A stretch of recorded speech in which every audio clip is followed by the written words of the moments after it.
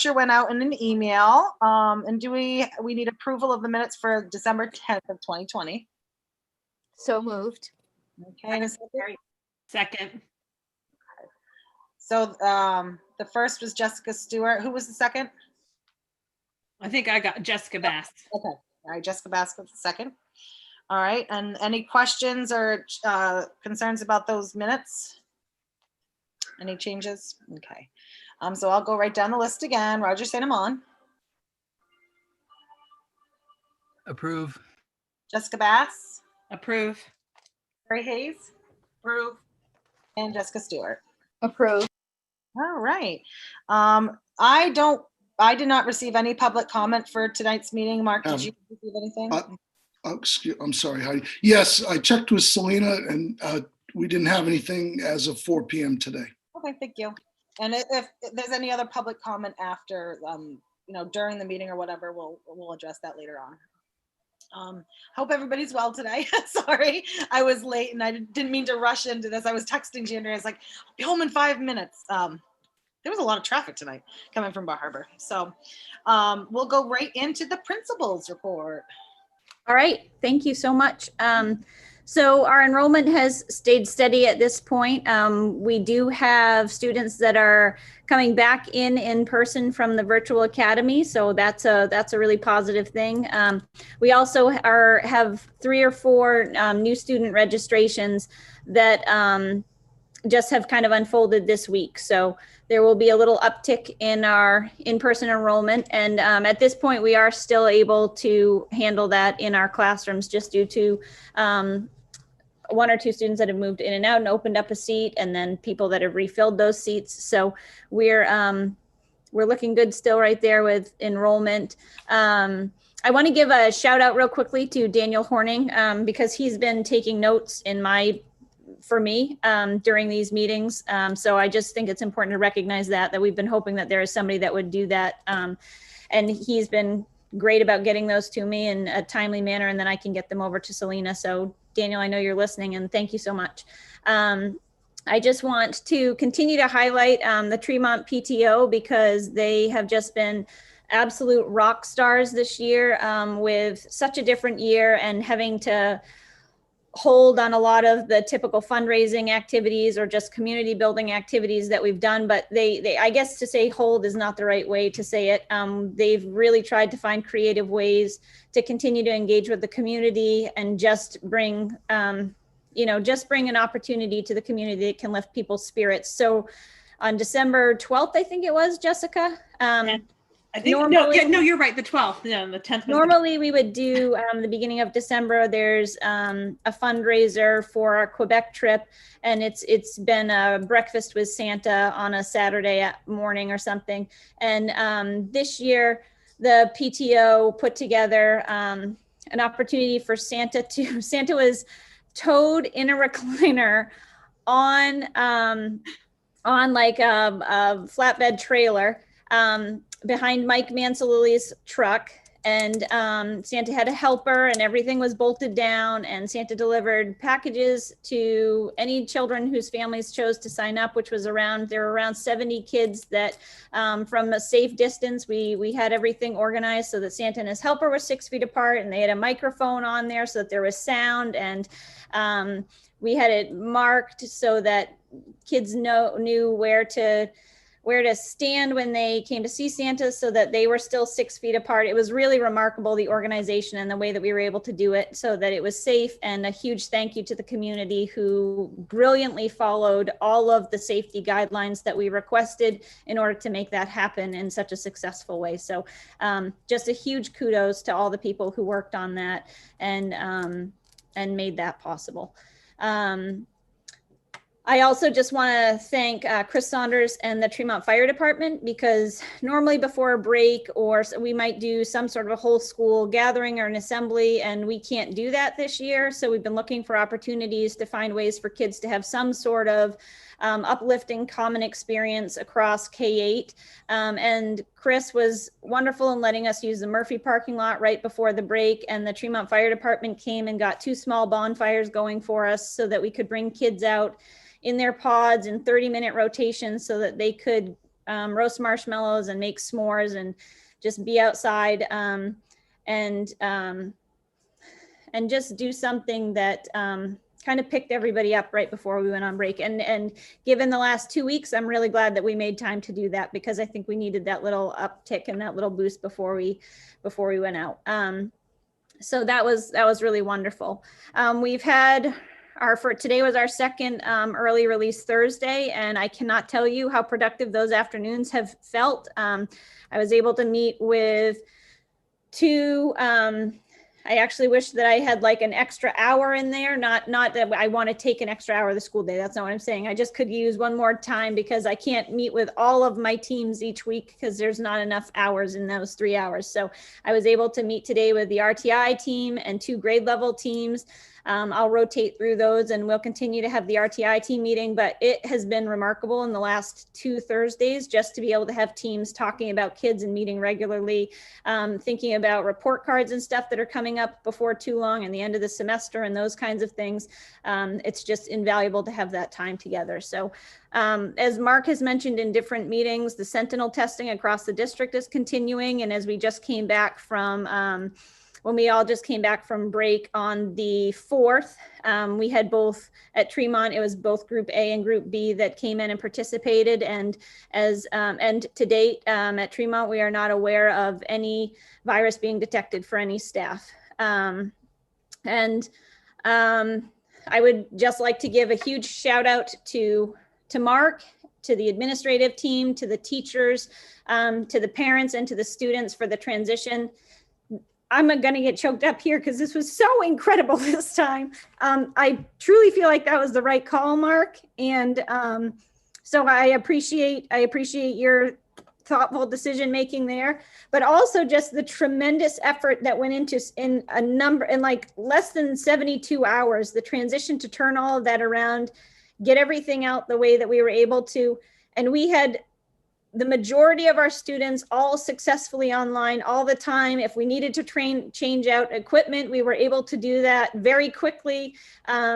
Using the vans that we have, we've been able to deliver food to more than 30 students during the last 2 weeks whose families needed that. And kids have, for this 2 weeks, have really been engaged in online and continuing to participate in learning. And today I just stood outside of a couple of teachers' classrooms for a few minutes to listen to them, because it is so unbelievable how well they've made the transition to having to go from in person with their kids to trying to still teach in a manner that is engaging when you have to stay in front of a small screen. And it really has just been such a, the community has just rallied, and I'm super proud of everybody. So I mentioned the food support, and that has been really incredible. The return for several kids back into in-person learning, we're really excited about that. And just want you guys to be aware that as we come back over the next few weeks, that we're going to be looking at and the NWEA assessment window. We're looking to do that with all 3rd and 4th graders, as well as all, Julie heads up, all 5th through 8th graders at Tremont too. So just to give us an additional benchmark, because this has been such a funky year, we really want to have as much data as we can on where our kids are at and how we can continue to help them through the spring. So that's coming up, as well as teachers typically will do like a mid-year Fontes and Pinnell or DRA reading assessment and those kinds of things. So we're heading into that.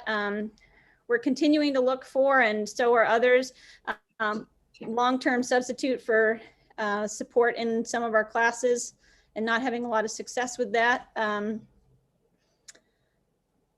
then just over the break, we had some new fans that were installed in the gym to improve air circulation.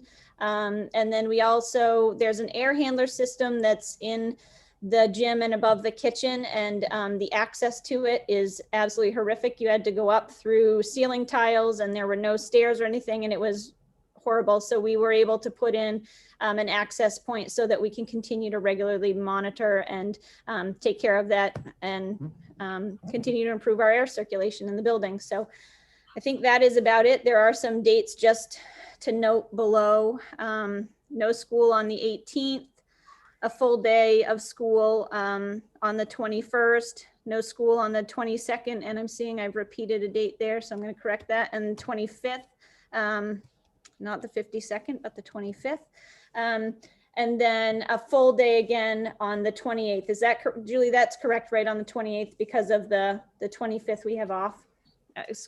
So typically, if we have a week that is interrupted because of either a holiday or professional day, that following Thursday will be a full day of school to make up for that day that we miss. So I will be communicating that out in my newsletter that goes out tomorrow, and then getting that up on the board out in front of the school as well. And I think that's it. All right. Thank you, Jandria. Does anybody have any questions for Jandria? Roger? Andrea, I noticed you had several people coming back in from remote. Are those numbers on the in the total for the students at the top there? Yes, they are. They are. That does not include our kids that are homeschooled. So we're right around the same number. I think we're just slightly below, actually, with our kids that are homeschooled, like below by 1, I think. With our new registrations and whatnot, we will be just 1 below where we ended last year. I think we'll be at 117. Got it. Thank you. Anybody else? Carrie? All right, I had a question and I'm trying to remember what I was going to. Oh, I know what it was. Are more of the teachers teaching from home, or are they teaching from the school during the remote learning, and how's that working out?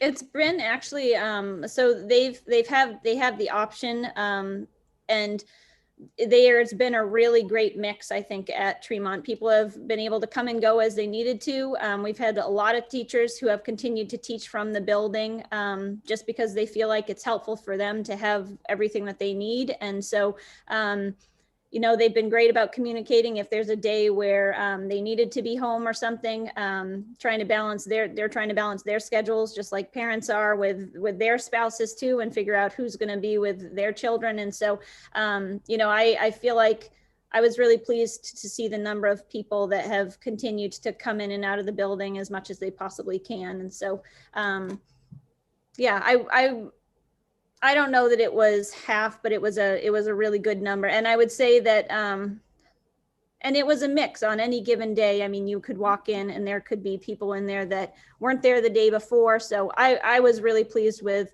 the amount of time that people were in and out of the building and felt very comfortable coming in to get and do what they need. And yeah, it felt like we were all there and definitely at work for the week. So, and I think it's just super important for people to realize too, that, you know, I've heard things like, maybe it's nice to be at home, and it's not at all, you know, like they would much rather be in their classroom with their students with everything that they need and without distractions of like, or having to try to manage their own. So I just think that's really important for people to understand that, like, the place we want to be is in our school with our students, without a doubt. So we are looking forward to Tuesday. Good. That's great. Thank you. So I want to just follow up with Jandria's kudos and say thank you to Daniel. I know that these meetings, Jandria's always had a hard time, and rightfully so, you know, keeping up with, you know, the meetings and the notes, and I appreciate it, Daniel. And then also, I am so incredibly impressed with our community right now, with the way everybody has worked and been so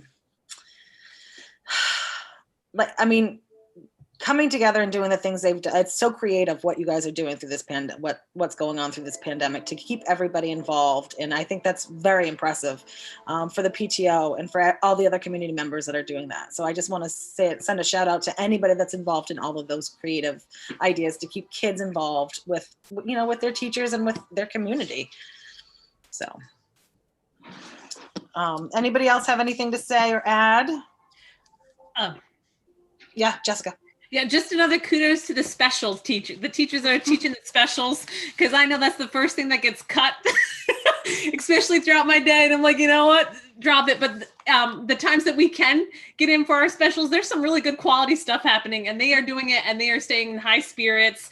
And I got to overhear an art class the other day with my son, and I mean, it was good quality stuff, and it was just like, you know what, they're making it happen. And so just kudos to all those, because I know specials get cut quick. So. Thank you. It really is tremendous. And I'm sure it looks very similar in some other schools, but I don't get to see that. But I know that at Tremont, the teachers have just been really on top of their game, and not that I would question that ever anyway, but you know, they just have kind of flowed from the classroom into this remote platform in a way that was really brilliant. And the kids have done the exact same thing. I mean, I know that this is hard, so I'm not trying to negate that at all. This is so much on everybody. But you know, I think that we really showed what we are as a community in the way that we were able to make this roll out, that, you know, parents were there to pick up all the materials when we needed them to be. They communicated with us really well. They let us know, you know, they were great about attendance too. If somebody had an appointment, they were still checking in to let us know that their kids couldn't make it to class. And so it was truly a community effort. And I think it went as well as it possibly could have. And because of everybody's additional efforts around safety mitigation strategies and whatnot, we're able to get back to school on Tuesday. So hoorah, Tremont. You. All right. Anybody else have anything they want to add or question? Okay, so I guess we'll just move right along to subcommittee updates. Now, I don't know if we really have any subcommittee updates. Do we, Mark, right now? Heidi, the only thing I could say is that we had policy in December, and we're going to send an agenda out. We had some pieces. So in short, we had some pieces from Drummond and Woodson Maine School Management, just kind of giving a policy overview where we stand. They said, you know, you're in good shape, but they recommended some things for us to take a look at. And we didn't have a full slate of people that were able to attend in December because of the holidays and stuff. So there'll be a meeting in late January. We're trying to be careful because we don't want to conflict with the trustees. That we had to postpone the other night with them because of a Zoom conflict. So we'll have an update on policy, I think, at the next AOS meeting. But that, just so folks know, it's coming up at the end of January. And I know that Julie's been giving regular updates on the anti-racism task force. We'll continue to do that. That group continues to meet. And Jessica Stewart is part of that group as well. So we'll be having those updates. And Julie or Jandria, I don't know if I'm missing anything else. It's really, you know, our focus, like Jandria said, has really been on the shift and trying to support kids during this difficult time. But we have a number of groups still going. Julie, or anything that you can think of? I spoke with my student co-chair and the student facilitators for the next meeting. And one of the things we'll be doing is getting summaries from each of the 3 priority groups. And then I'll be able to include those with my co-chair as part of a report at the next AOS meeting. And then I'll also fill in the board with the different activities that we have going on around the district related to anti-racism and diversity, inclusion, and equity work. That was Heidi and board members. That was the focus this afternoon for the superintendent's conversation across the state. It was a huge part of our afternoon. So we can be proud of the work our district is doing in that area right now. I think too, just to give a heads up, you know, a shout out to Nancy, in addition to all the work that she's doing and managing the COVID relief funds, which in essence is doubling her work. And, you know, she's already managing 11 budgets, but on a positive, I heard from Chris Saunders, and the town managers are trying to network together so that if we're in this situation where we're still dealing with the impact of COVID, and likely will be late into the spring, you know, how we can navigate town meetings and work together and really build on that. So you'll hear more about that. That's all I have, unless there are any questions, Heidi. Thanks. Thank you. Anybody have any questions for Mark or Julie? All right, I guess we'll move on. So our next item is discussing the budget for the upcoming budget for the next school year, the 2020, the 21-22 school budget. Did we get a copy of that emailed to us yet? Yes, I believe so, Heidi, and I don't know. Yes, we did. We got it. Okay. So, Heidi, if I may just give a couple of comments before I turn it over to you and through you to Nancy and Jandria, just a couple of pieces, if I might. Yes, absolutely. Oh, thank you. All right. So this becomes an interesting time during COVID, and really want to spend a little time drilling down into the carry forward and some recommendations we have there. That number will raise some eyebrows, and it's really important to put out there the information we have now that leads to that positive number, and more importantly, what the board chooses to do with it. So I know you've had to navigate that in previous years, and it'll be really important given the times we're in that we take a look at that. But it's not necessarily a problem, but it's a good challenge to have. And so there's a piece there. And the other piece I just wanted to add, overarching when we get into it, is we've got a couple things to recognize. We are in collective bargaining with our teachers right now, so we don't have an exact number there. You'll see under when we get to staff, as Jandria is going through, you'll see an item called negotiated agreements. That's just a placeholder, okay? And that placeholder encompasses your administration, your teachers, and ed techs, all the support staff, all of that. And once agreement is made, that number is migrated into those line items that you normally see your budget each and every year. So I just wanted to put out there that and that may happen before the budget process is finalized. We're meeting with the teachers later this month, so hopefully we'll have positive outcomes there. Also, health insurance. We normally plug in 10%, and that number has had us in good stead in past years. Nancy and I, we would do with the work we were doing at the AOS level. The AOS board felt it was really important to do everything we could to keep costs down. So we came in and adjusted to 8%. That made, I think, Nancy and I a little nervous, but we're comfortable. We can support that. I would not recommend going any lower at this time. But again, we get our final rating. We'll receive that in April. So there's possibility for adjustments there as well. And this will be the year, at the end of this year, we'll really have some good hard data on the impact of, our investment with HRAs.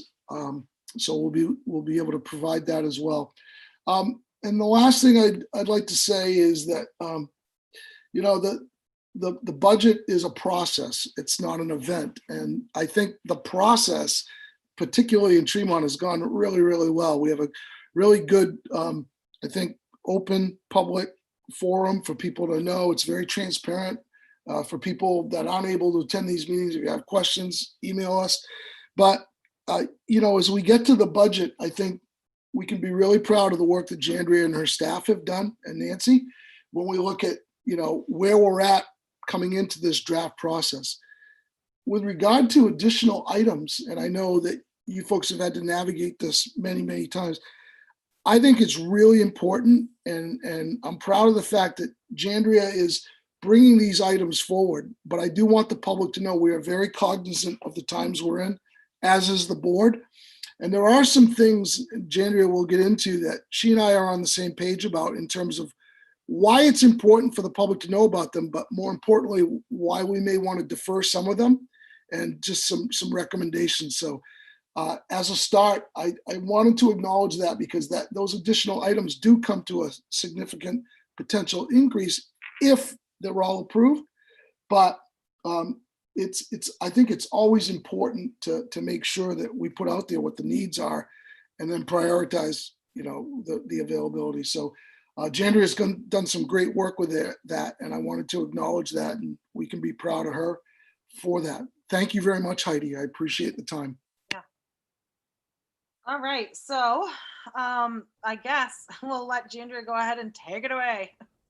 Sure. I mean, the nice thing about the way that we set the budget up at this point is that it is set up as a turn the page budget. So as you look through, you're going to see that there really are not significant changes to the budget. There's what we usually see, and it's not any different this year, is salary, benefits, those kinds of things that you tend to see that fluctuate, and staff changes, those kinds of things that as we walk through this, you'll see a lot of that stuff that's reflected. There's not a ton that is new or until we get to the additional items. And I think Mark said that really well, that the additional items there in a first walkthrough of the budget are for discussion purposes, in my opinion. And it's not that I'm proposing that we keep all these in. As a matter of fact, when I would argue the opposite of that they're just some things I want you to be aware of, but I'm not proposing that. I don't feel comfortable asking to put all of those things in because of the final dollar amount. So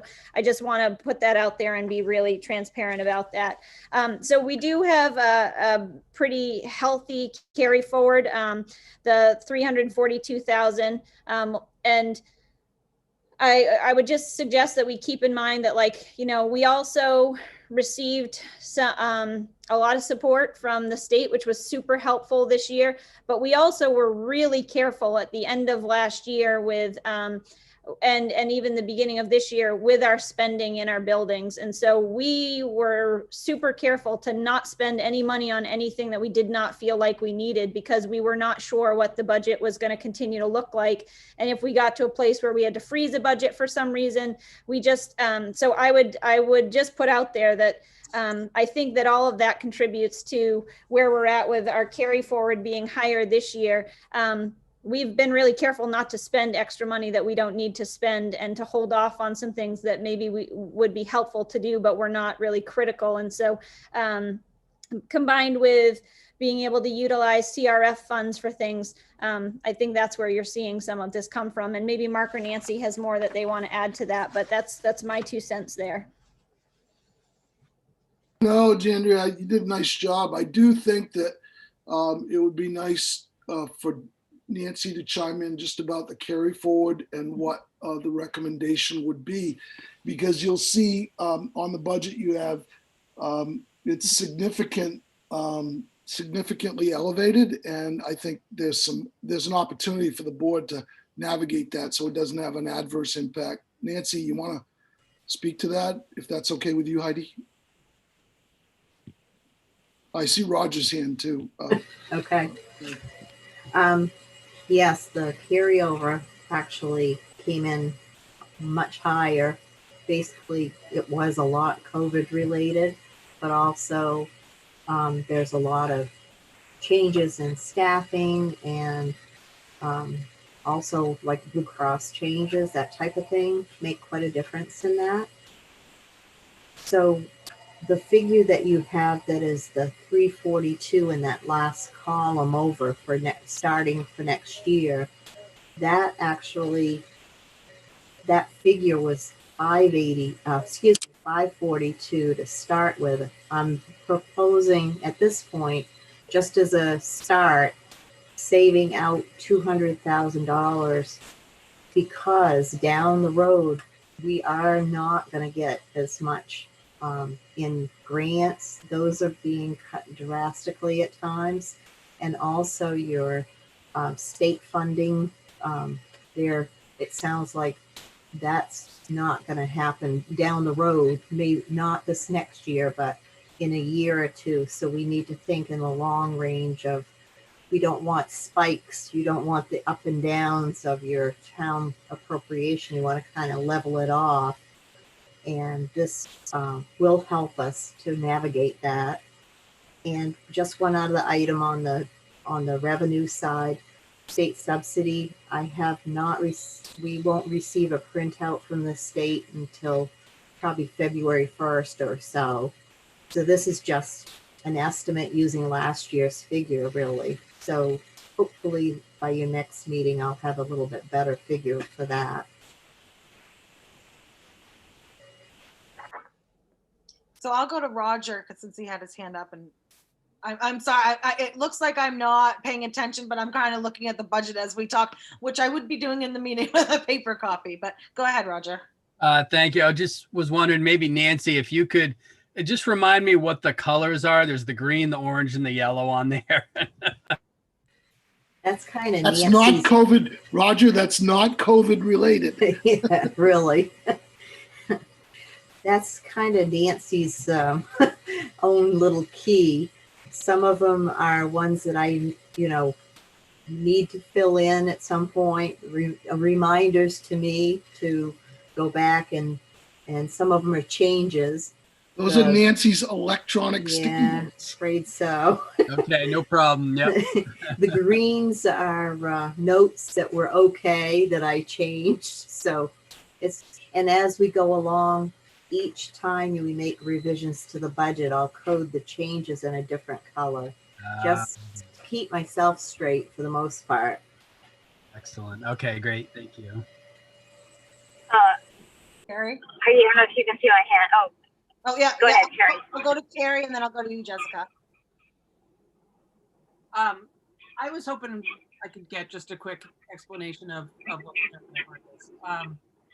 I know when the trustees, we have a reserve account. I think this is different than that, but I'm not really sure. So if somebody could just give me a quick explanation of how the carryover works, I would really appreciate it. And Carrie, Nancy, before we go, Carrie, I just need you to know I have not forgotten the budget workshop and I know. working with you and others.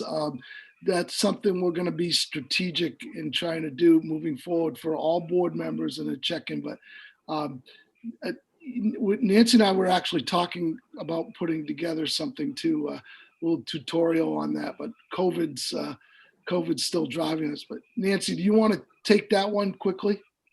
Sure. Essentially, your carryover, you have a carryover from the prior year plus any of your revenue that you have coming in. So if you look at the anticipated column for 2021, kind of the middle column, I anticipate what we're going to get for revenues. And so if you take that number at the bottom, which is the 3,627,485, and then as I go down through the budget, I anticipate with D'Andrea the expenses that we're going to have during the year. And at the very end, the final number for those anticipated expenditures is $84,513. That carryover that comes up on the next column is the difference between the two. So we're always anticipating those revenues and then minus the expenses, and that's what your carryover ends up being for the next year. The other variable, Carrie, you can see where Nancy's saying, anticipated. Nothing's final until we get our audit. So it's always a moving target. And we always try to be very conservative on that because we can't be wrong. We have to make sure we end in a positive. We can't end in a deficit. And if we did, that would be a very, very bad day for us. And that's not a day we ever want to see. We unlike the federal government or other entities, we have to end in the positive. And we also, the audit, they've done their field work, but the actual receipts and expenditures for last year, I haven't adjusted those yet. We haven't got the final report yet. The other thing, and I know you want, but this is important for people to know. Being a minimal receiver of state subsidy, there's two sides of that equation, and I'll just throw this out there. There is a very real potential in the next fiscal year, actually the next 2 fiscal years, for it to be rocky. And those schools that are huge or significant receivers of federal and state funding will have to navigate that through curtailments and the like. In my previous position, the district I worked in, we received almost 50% of our funds, and we literally had $1 million swings in our budget. What that does, continuity of programming and staff, those are the first things that generally go when those curtailments come, because you can't really navigate that through field trips or supplies. The number's so huge. So I think the good thing, and what Nancy's saying and what the board has done, they've been really good stewards of the funds, because when those revenues do tend to dip down, if you set carry forward aside, it helps you navigate that. In a district that's receiving a lot of outside funds, it's really hard. You get those spikes. Did I get that right, Nancy? Okay, sorry. So how available are the carryover funds to use on something if there were an emergency, or we needed to hire another teacher last minute or something like that? Because I feel like there was a comment during the AOS meeting about not being able to use something if it wasn't budgeted specifically for that item. It literally takes an act of Congress. I mean, you have to live by your budget and those line items. And I mean, to get into, it would really depend on the situation. It would depend on the need. There's ways to navigate that. The board could, through board action only, vote to transfer funds, but it really depends on how much, what it is, and that's rare. And we typically don't do that. We don't want to do that, because it's when you vote on those articles, it's staying within those, and you can't literally rob Peter to pay Paul, in doing that. Nancy, do you want to talk a little bit more about that, please? Sure. Your total budget in that summary article at the town meeting, it votes your total budget. And also you can't go over that figure. Even if you have some fluctuation between the cost centers, which are those first 11 articles, you still can't go over your budgeted figure. Even if you got a windfall of subsidy, say $1 million, you couldn't spend it because you can't go over your authorized amount. But you've got some leeway in the fluctuation. Like if you had to hire another teacher, and you'd have to find it within your budget someplace, basically. Okay. So I see Jessica, we lost her for a second. So my question to you, Nancy, is you said save out 200,000. How and where does that 200,000 go, and what are we saving? It's just setting aside that $200,000. It's still in your fund balance, but we don't want to use it to help to lower the town appropriation anymore. We don't want to use it all, because then we won't have it for the next year to help, with the tax burden. So where does the 200,000, how does that get allocated? It sits as part of our fund balance in the town funds, but we just don't use it to help lower the tax burden. Thank you. Anybody else have any questions about the first part of the budget? All right. Oh yeah, Carrie. Sorry, one more quick one.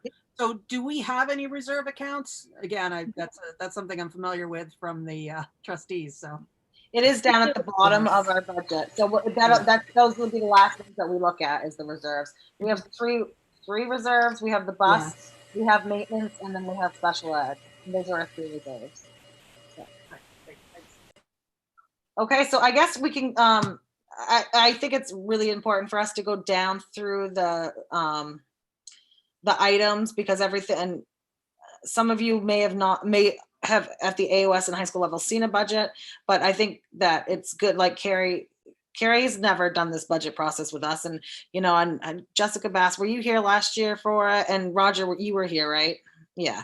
So it's good for us to go down through these centers. Not necessarily line by line, but because a couple of them are the same, the way they're handled are the same, like the salaries and the benefits, the health insurance are for the and they're just the way they're split out in the different groups. So Jandria, if you want to just go ahead and start with the regular instruction, you don't have to go down line by line, but just explain some of the changes. Yep, I definitely will. Yeah. So Carrie, as you can see, and anybody else who may not be familiar with this process, then it is broken out into different cost centers. And so there's regular instruction, and then we'll get into special education, and you'll see all those different categories as we make our way through.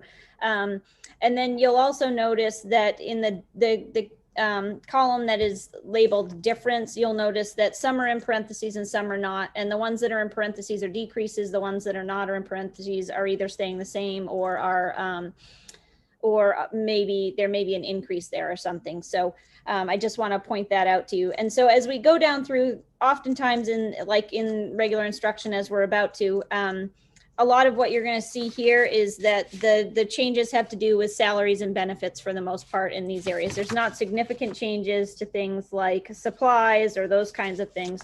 And so as we go down through, the first significant increase that you could potentially see there is the 49,000, and that is anticipated for or set aside for negotiated agreements. And we don't truly know what that's going to look like yet. But, we just need to have that in the budget and be prepared. There's a difference of just under 15,000 there, which is due to Terry Reamons retiring, actually. And so other staff changes. I shouldn't say it like that at all, but so I just want you guys to be aware that that has happened. And so staff changes oftentimes are what you see a more dramatic shift in either salaries or benefits. And as you continue to go down, like there's a $1,300 decrease in benefits in one location. I don't typically, as I'm looking through this, see that in a budget that might be a $3 million budget. I don't see that as a significant increase or decrease. So I'm probably not going to walk you through those increases or decreases. But again, you can see that there's a Blue Cross and Blue Shield decrease of $7,000. And as you continue down, the other one that I draw your attention to that is not salaries or benefits is the asymptomatic testing and Tremont's portion of the asymptomatic testing to be able to continue that for next year.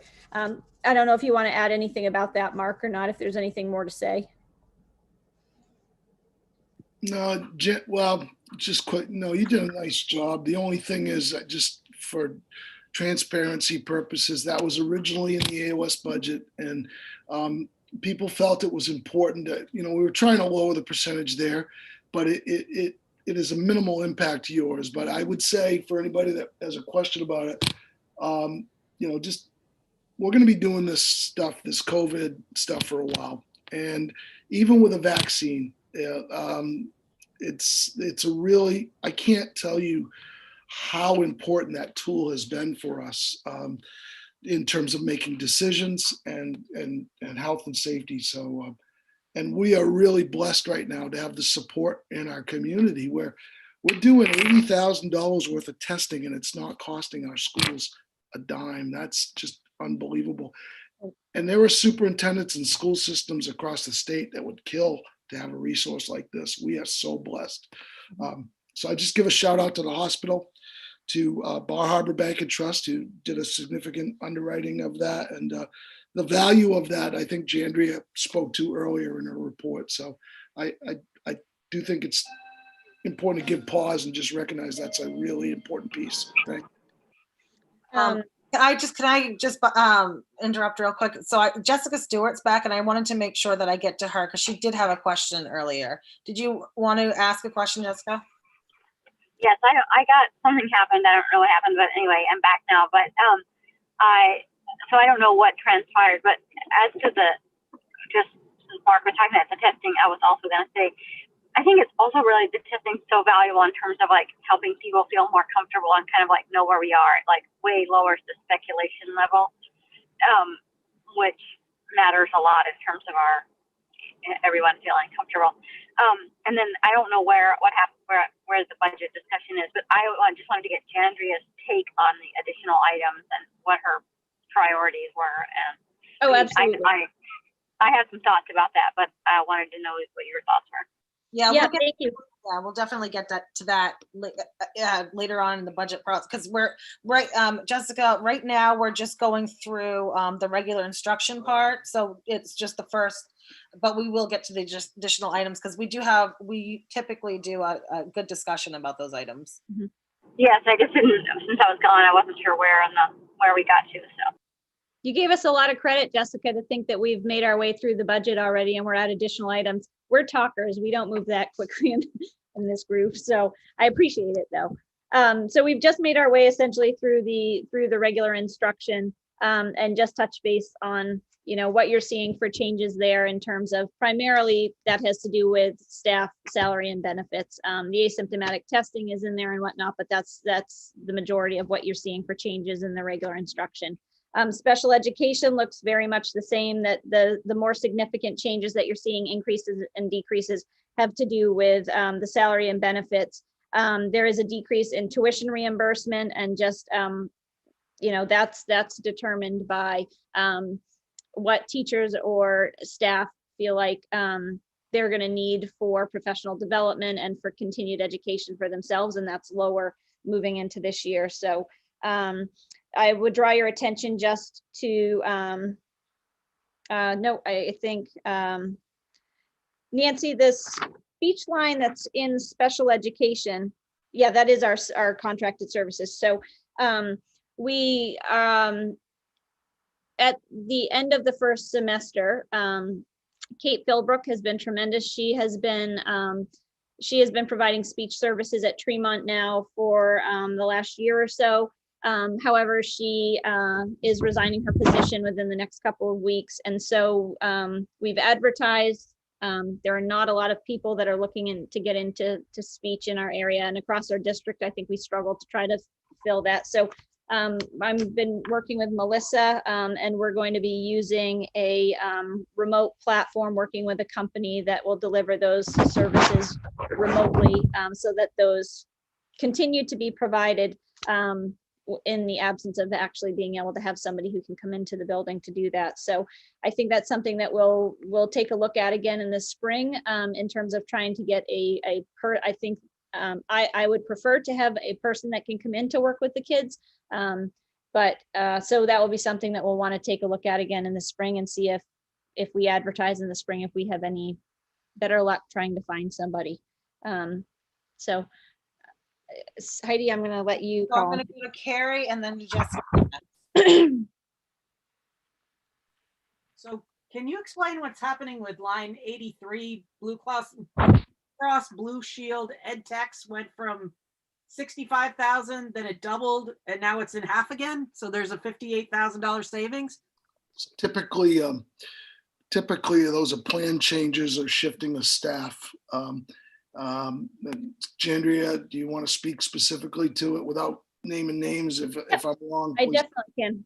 So Mark is right, that's due to staff changes. So it might be new hires, or it might be retirements, or so it's just people like, our salary scales, depending on your experience or level of education and whatnot, things might look different. People might choose different plans and whatnot. So that's what that is.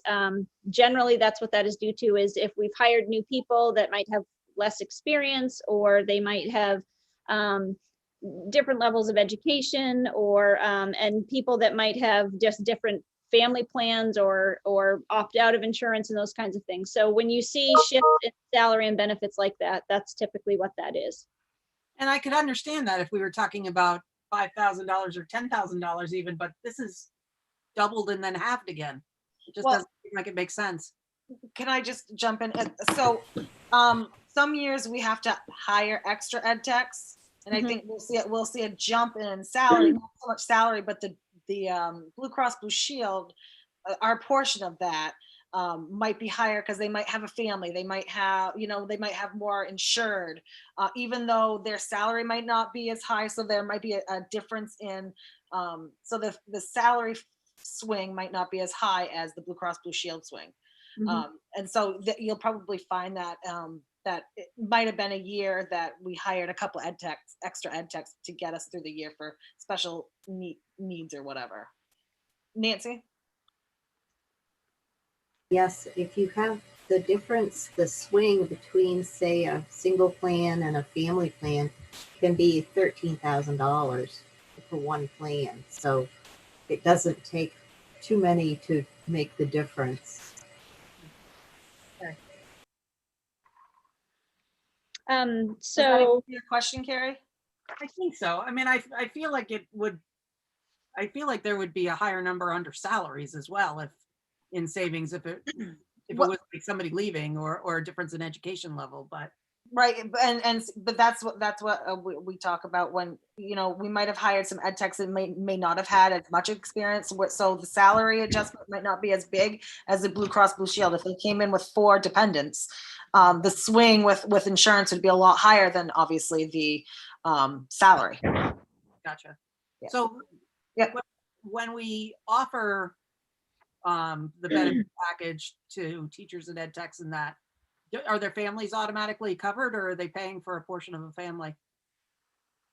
it depends on what they sign up for a program, doesn't it, Nancy? We pay 82% of a policy, whether it's a single or a family, 2 adult or adult with children. So that varies, you know, the extremes between, and also if somebody already has coverage elsewhere, they can opt out. And for a full-time person, it would be a $5,000 stipend each year for opting out. That makes more sense then. Thank you. Jessica Bass? Yeah.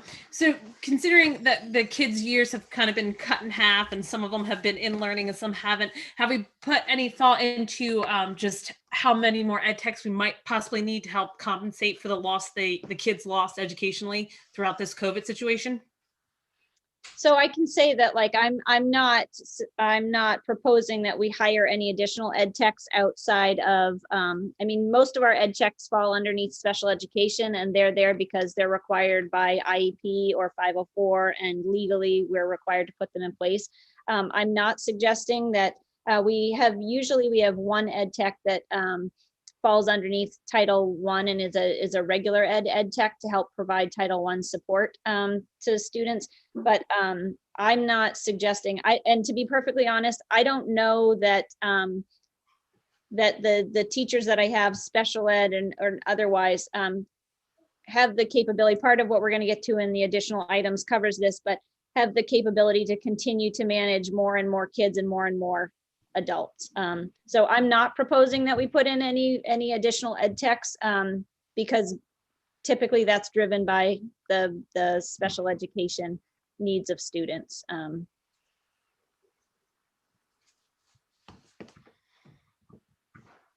Any other questions about that Just- part there? Just a quick piece, Heidi. You know, you asked about reserves, and one of the things that Tremont can be really proud of is that under special education, you have a 241,000. Well, at the end of the year, you're projected June 30th to have a balance of $241,516 in that reserve. That's a lot of money, but that could go. I love the dog. That could go in a second with just 2 kids in 1 year.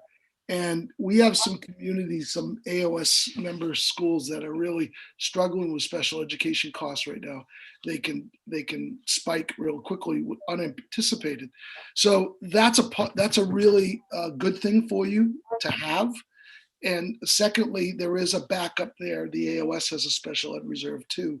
So these are all things that really need to be underscored in the process, that Tremont has really done a nice job over the years in working with the town and having this. And you don't see that in a lot of communities outside of this region. Many school systems and districts struggle and see these spikes. And so I just take every opportunity to point out the work that has been done by the boards in the past and Nancy, and that's something that people really need to know and be proud of. Just around if we do have special ed costs that aren't within the budget, that there is that area to go back into. So like I said, I'm sorry, I'm kind of jumping ahead, but if special education is pretty straightforward in that any of the changes you see are really, I mean, there's a tuition reimbursement, but it's Blue Cross Blue Shield salaries, and then just keeping in mind the situation that we have going on with providing speech services. In co-curricular, things are looking relatively the same there. The one thing that we've done this year is moved the play fully into the budgets to include $3,000 is usually what it costs in terms of putting the play on, the production, purchasing the copies, all of that kind of stuff. And so we've moved that into the co-curricular. But everything else here is there's a wellness incentive line there that is a $2,000 increase, and that's working with, we each have wellness ambassadors to try to continue to promote self-care and healthy lifestyles and opportunities for teachers and staff in the school community to take care of themselves. And so that's in there as well. But everything else, again, like is there isn't any other significant increase or decrease in co-curricular. We've been very fortunate, I would just add, like through the Tremont School Fund, to be able to receive grants that help to support us in that area. Oftentimes, any new programs we can often pilot for a couple of years through Tremont School Fund before we end up rolling them into the budget if need be. And being able to just purchase, Emmy and I are actually meeting to utilize Tremont School Fund grants that we just received a couple weeks ago for additional outdoor equipment and gear to be able to keep kids outside and active throughout this winter, and beyond that. But so then again, moving ahead into other instruction, looking at regular ed summer school, where this has been the pandemic has made things so tricky, because what we would typically do, like a lot of the programs that we would typically attend annually or trips and whatnot, it's hard to know whether or not we should budget for those, how to budget for those things moving forward, whether or not we're going to be able to participate in certain things. This year for summer school, it looked really different because we didn't have anybody in the building. And so we had more teachers working with us to be able to provide services, because we were providing on an online platform, and to be able to meet the needs of families in different locations and their summer, whatever their summer situation might have been. So our anticipated expenditures were slightly higher than what was currently budgeted for, but I think that we're safe to continue with, like Nancy has in the proposed budget there, the 3,200. We've had a conversation about summer school services and whatnot, and just kind of keeping an eye on that, but I'd hate to remove anything from that. Again, this summer could present something entirely different. We don't know what that will look like, and we still want to make sure that we have the opportunity to provide those services for students. Guidance does not have any significant changes. For our nurse, one of the additional items that we'll get to shortly is just, I've spoken with Mark and some of the other administrators as well. Our nurse is a hospital employee. Then we contract with the hospital for those services. But the full-time position that Tremont's nursing position really is, and especially in this pandemic, but the hours do not match at this point. So I want to make sure that I want to do what I can to try to make sure that the hours that are in the contract match the hours that are worked. Heidi, may I add something to that? Yeah. I just want to give a shout out to Kelsey, again, in the hospital. She has done an amazing job at school, as have all the nurses. But Jenny is correct. It's kind of like everything else in the AOS. It's different at each school. Our nurse, Nurse Kelsey, works through the hospital, and so I do support this request. Andrea will get into it a little bit more, but right now during this pandemic, boy, they are going above and beyond. And the complexity of this one would be that because this position is through the hospital and we have a contract, we have to work through them. I don't think that's going to be a problem. And I don't think what January is requesting is a significant reach here. We're not talking about double. I don't believe we're talking about double digits here. We're talking about a minimal amount of money that January and I just need to get together with the hospital and figure that out. And that the other thing to add to this is that conversation extends to Trenton and it extends to Southwest too, because those are the 3 schools that we contract with the hospital. So I don't believe it's going to be significant, but I just want to point out that it's something that I do support, and I think it's needed now more than ever. Right. Jessica Stewart, your hand. I just wanted to add my support for that because I know, well, you guys probably know better than me, but I know just from my observation how hard Kelsey has worked and how much more comfortable I feel sending the kids back, knowing that there's like a really knowledgeable person who's 100% on the job and like getting it done. And we ought to recognize that, and she should be compensated for that. Yeah, so I think it's, I mean, nurses are certainly working overtime and putting in hours on the weekends as they get calls for different things because of this specific situation. But even regardless of this specific situation, my goal is just to make sure that the full-time position that Tremont's nursing position really is, and what we really need to have needs to match our school week, our school hours, at least. And that's not currently what the contract looks like. So Kelsey's there full time. And this predates Kelsey, by the way, 100%. just so everybody knows. 100%. It's not a Kelsey thing. It's about the position, not the person. Right. The person in the position previously, it was the same thing. And so just to underscore the fact that it's needed, but historically this has been something we have been on our radar. And I've tried to, I mean, as is the case with many things in our district, like Mark said, everything is different. And the history of how this has evolved so that there are different numbers of hours at different schools when some of our schools are very, very similar in size. And it's a fascinating history that doesn't make a whole lot of sense, actually. So I just would like to make it make sense is what I would like. There's a book in this someday. Holy moly. So that's where we're at. You know, there's certainly been a need for additional medical supplies and those kinds of things this year, some of which many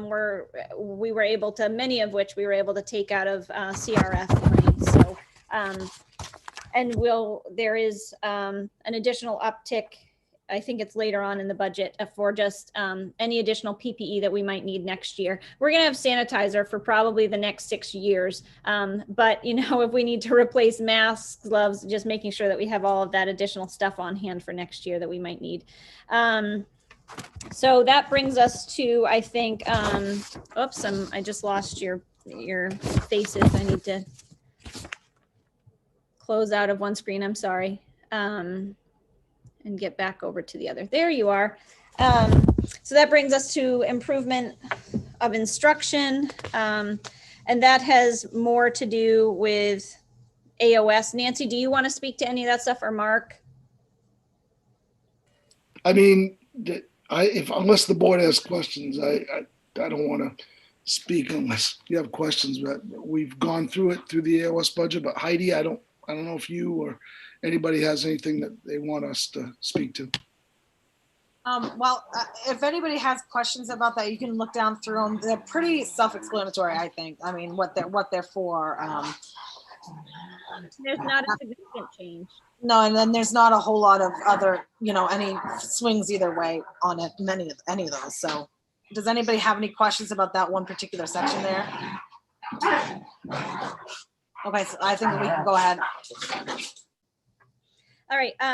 So library, one of the things that we've talked about and is not a dire need, is just something that is kind of on our radar and has come up a couple of times, is the rug in the library and whether or not to replace that. I think 2 years ago we put down, we took the stairs out that were in there, and we put down tile in an area, and we were looking to keep that temporarily and then recarpet. But I think that's part, I think that there's a big picture discussion about Tremont that we've got to figure out in terms of how we're moving forward, because I don't want to make big changes to the building or have to undo any work moving forward if we end up doing some remodeling or adding on to Tremont. But otherwise, the library budget is pretty much the same. Technology, again, any increases or changes there are either due to equipment costs, laptop leases, those kinds of things, or salary and benefits.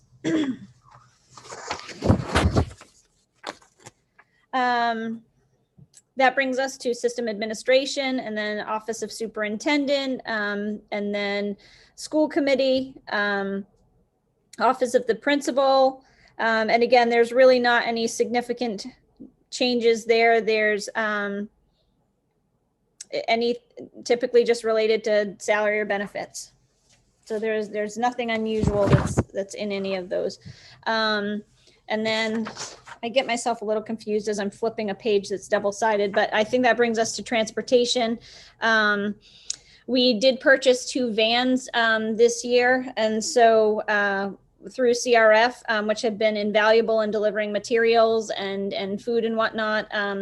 And so there are some slight increases underneath transportation, most of which has to do with just being able to incorporate those vans and any needs that we might have in terms of fuel costs or upkeep for those vehicles. But again, there's not any significant changes underneath transportation. Facilities and maintenance, same thing. We've increased supplies underneath operation and maintenance of the plant to include ordering additional PPE there, masks, gloves, those kinds of things. Some things I think we're going to have in stock for a while. Others we go through a little bit more quickly. So there's an additional 3,000 underneath grounds to be able to have somebody come in and try to help support maintaining the memorial over and front gardens over summer.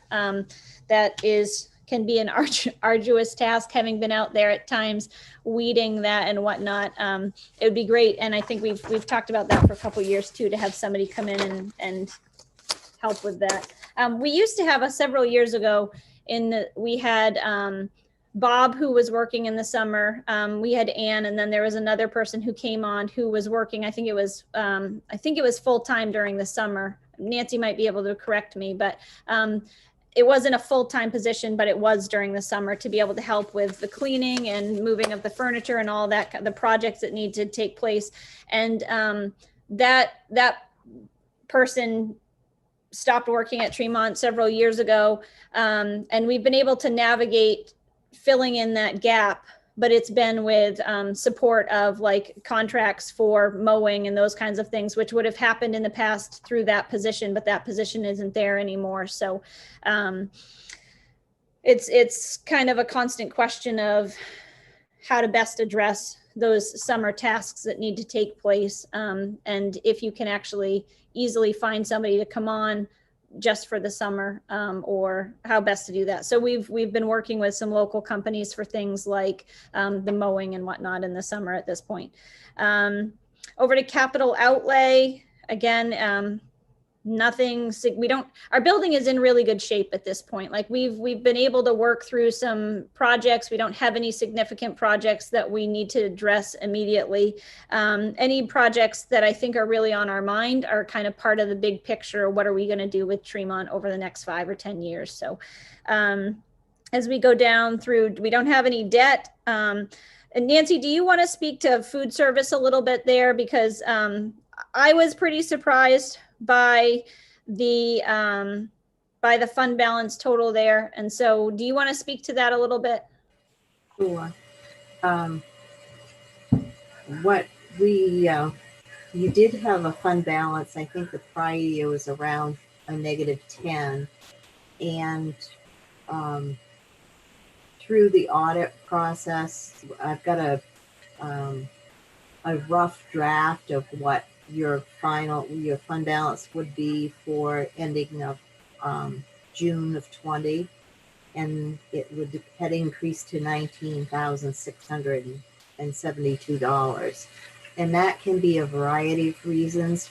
Some of the schools have seen, like if you have somebody leave, like we've talked before, in one area, and you have somebody come in and there are plan changes with Blue Cross or salary changes, that type of thing, that can fluctuate quite a bit. Swing it one way or the other. You haven't had any changes on that, but also participation, if the levels of revenue coming in are less, that can be another thing, or cost of food going up, etc. And we're looking into that further.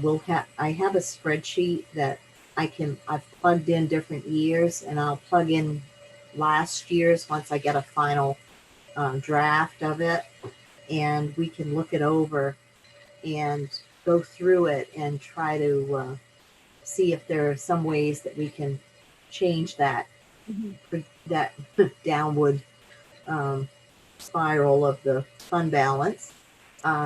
One thing that I did do, and it will be an item under other business that you'll have for today, would be where you do have that big negative balance, where you do have also a big carryover.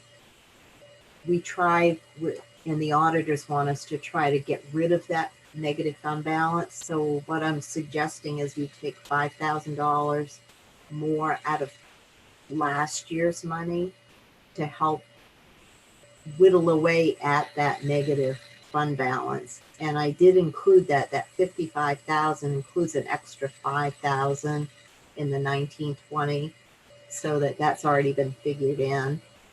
And also I'm suggesting that we go to 60,000 for anticipated for this current year we're in, which is 5,000 above what you're budgeted for. And that budget amount is 5,000 more than you had budgeted last year. So hopefully we can, get rid of that negative balance and, put in, see where we need to make some changes on that to help bring that into the black and for another year. Yeah, thank you, Nancy. That was a number that surprised me. And so I've spoken with Nancy to be able to talk with her and take a closer look at where that's coming from. And we also, I think, have some work to do to just try to figure out what we can do to continue to drum up participation and increase revenue at school to be able to help bring that down. So I think we've got some work to do personally at school, and I'll work with Nancy, Susan, Jen, and people connected to our food program to be able to sort that out. Anybody have any questions? Because we're about to roll into additional items. Carrie? So this year, all the meals were free for students. How did that impact the food services budget? I didn't really ever understand where that money came from. Actually, it was federally subsidized, so it was, yes, there was no cost to us, but it was subsidized by the federal government. And you get a higher reimbursement rate than you do your normal school lunch program. It was under what they call the summer program, and they're subsidizing it at a higher rate. So it will be interesting to see how that comes out also. Mm-hmm. Jessica Bass? Got on, Jessica. You missed that, huh? No, Mr. You said you'd like to see a higher participation in the school program at school. Are we finding that we're having a lot of waste? Well, to be honest with you, this year is harder to tell, only because normally, I'm able to go into the cafeteria and I'm able to see what's going on. And this year, lunch takes place in different classrooms and I can't be in all of those places at the same time. But I would say that, I think that waste is something for us to definitely look into. I think that that's a fair question and a fair thing to ask. I think that it's important to me that we're providing healthy food, fresh food, appealing food to kids and to staff and whatnot. And so I think that we want to continue to do everything we can to do that and to increase that. I think lowering waste and making sure that we're not overbuying if it's not being eaten. There are requirements and things that we have to make sure are on trays, and there's certain guidelines that the kitchen has to follow in terms of how they're preparing meals. Part of what Susan and I will continue to look at, and with the help of Nancy and others, is just like what have trends been over the last couple of years? Are we what do our participation percentages look like? Have they decreased significantly? And this year it's hard, it's like I said, it's hard for me to tell because I don't get to walk into the cafeteria this year and see I see full carts being pushed down the hallway with trays on them every day. But it's harder for me to really tell how many kids that actually is. And so I need to sit down and have that conversation at school, and then work with Nancy on what we can do to reverse that trend. Anybody else have any questions about the food? Okay, so our budget for 21, 20, 22, as it stands right now, the budget would be $3,338,911. And that's just with what's here, what we just went through. And that's a 1.15% increase, which is minimal. And this is really a turn the page budget look at it. The additional items are, we don't like to use the term wish list, but they're projects that might need to be done. Some of the projects that we have on there are things that we've already discussed in years past. So we'll go down and we'll have conversations about these additional items, and maybe figure out how through the discussions, we'll figure out maybe some things that we can take off the additional list and kind of tweak what the budget should look like after we take those out. So I don't know, Janet, if you want to go ahead and go down through those, and after she explains the additional item, we can have a discussion about each one of them if you guys want, because some of them we have seen before. Right. Thank you, Heidi. So I'll go down through them, explain what they are, and then I guess I'll prioritize them to just help you guys understand what I feel like is some things that we don't have a choice, most likely, other things that are our choice. So the pre-K program, we had proposed that last year, and then with the pandemic, we took that off the table along with, I think, almost every other additional item. And in speaking with Chris Saunders this year and the support that we've had for budgets in the past, he was pretty adamant that we put that back in this year. And from an educational standpoint, which is where I come from when I sit in the seat of a principal, that's critical, I think, to really being able to help support students and to give them just the early education that they need and deserve, and being able to identify where early interventions might need to take place for students. Preschool would be a really tremendous thing for us to be able to add.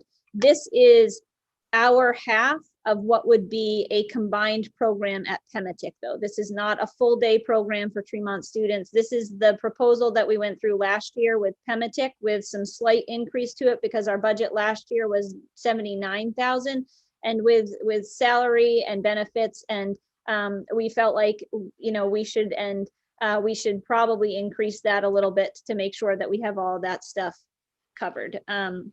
So we have 85,000 in there for the pre-K program for Tremont's portion of that. Paving and parking, paving is trying to identify, so we have essentially three different parking area, or three different paved areas in Tremont, the main parking lot, behind the school, parking along the marsh, and then the playground. And that's needed attention for a little while now. But I'm really hesitant to go there because paving is super expensive. It's super expensive. We're continuing to talk about development and how the school could change moving forward. And so I'm super hesitant to spend that kind of money if in a couple years there are some changes that might need to be made.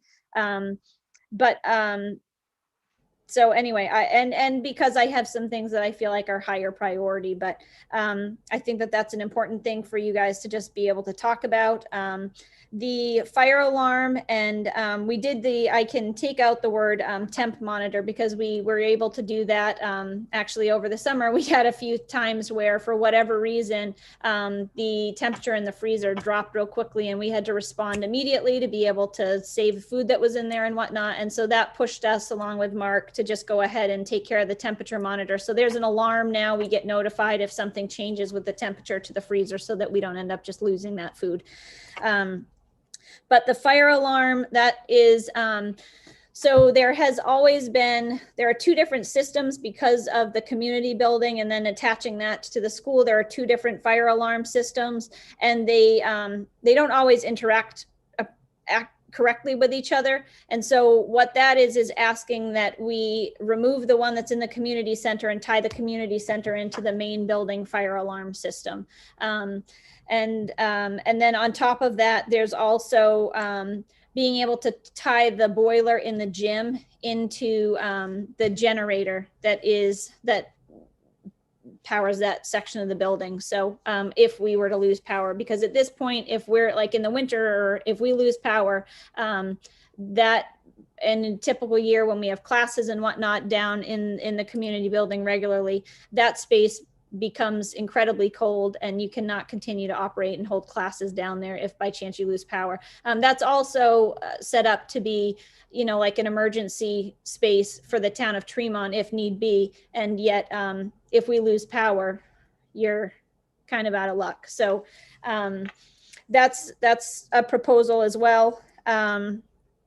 I put in there portable classroom, and I am not proposing that at this time, but I really need you guys to know, like, I want you to have an idea of what that cost would look like. And also we have Jandria, yes. I actually think, I actually think that cost is low for what you projected. And I just want to, not No, I appreciate that, Mark. apologize for cutting you off, but I think what you're trying to do is accentuate the need and forecast it, but just so people don't have sticker shock, that number is low. And I think it speaks to the fact that, down the road, the next thing you're going to talk about folds into all the things that Jandria is speaking to. Right. So thank you, Mark. I appreciate that. That's based off from quotes that I received earlier this year when we were looking at space issues due to COVID. And so, Mark may have more experience with portable classrooms and space than I do, but that's based off from a quote that I got earlier this fall. So anywho, the space issue is pretty significant. We continue to have students with unique needs coming into the building. And we need to make sure that we're able to provide adequate services and an adequate environment for them to receive their services. I know that in the past we created a small space by, we've really kind of been chopping up spaces and chopping up rooms in our building to try to find the spaces that we need.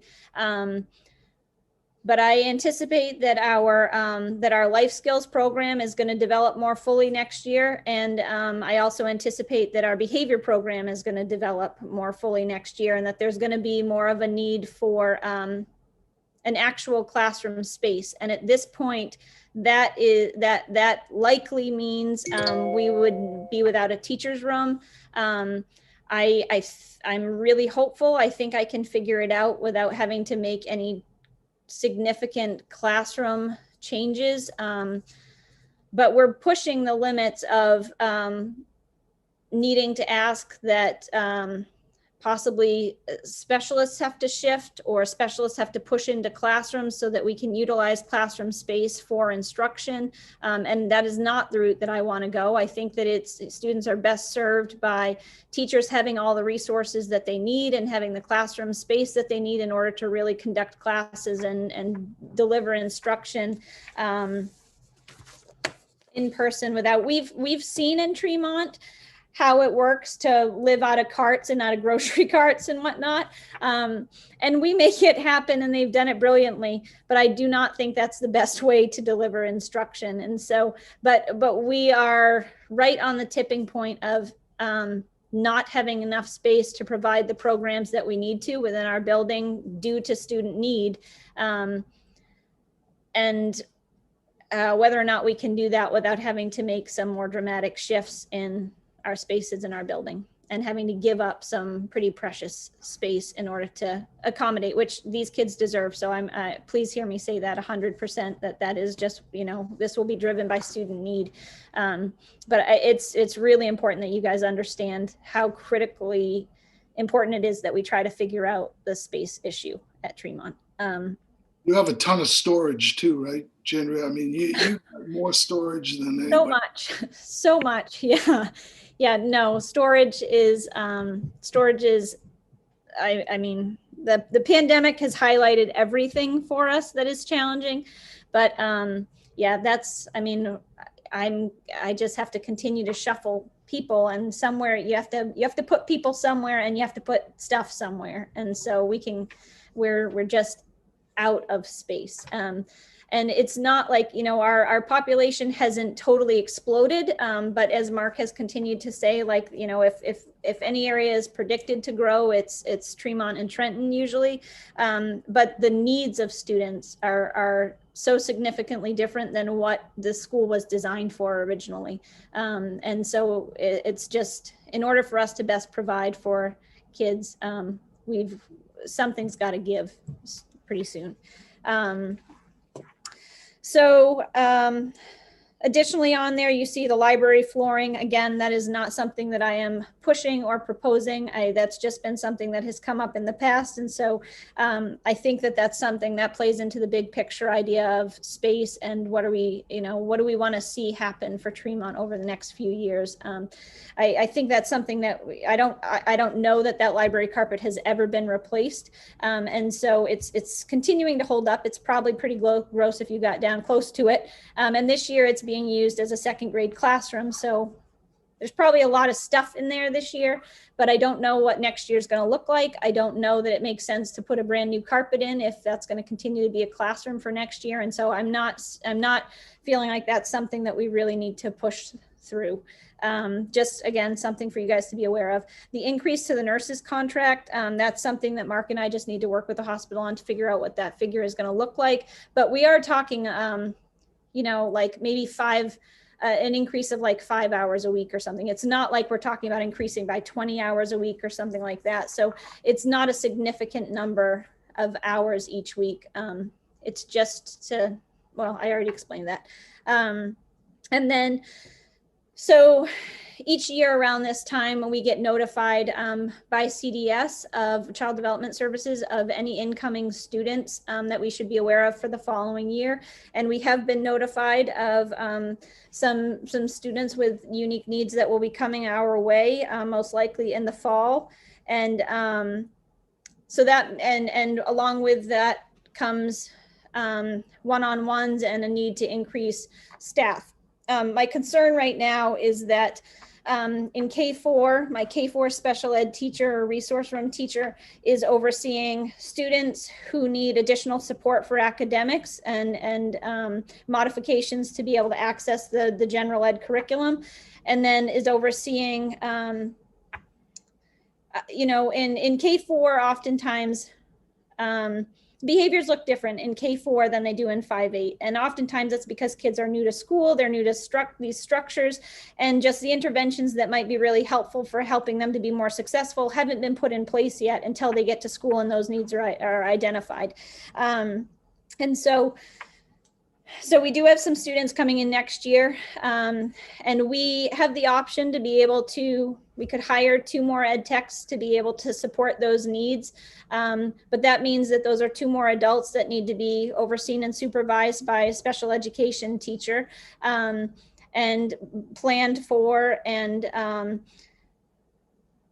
I truly think that we're better served at this point to try to hire a teacher who can maybe more specifically address some of the either behavior or life skills programs that we are clearly developing at Tremont, and allow resource room and these programs to kind of evolve a little bit more. I think that if we were to hire a teacher, that's somebody else who can help with evaluations, who can help with supervision, who can help with planning and program development, who can help with developing, accommodations or running meetings and these kinds of things.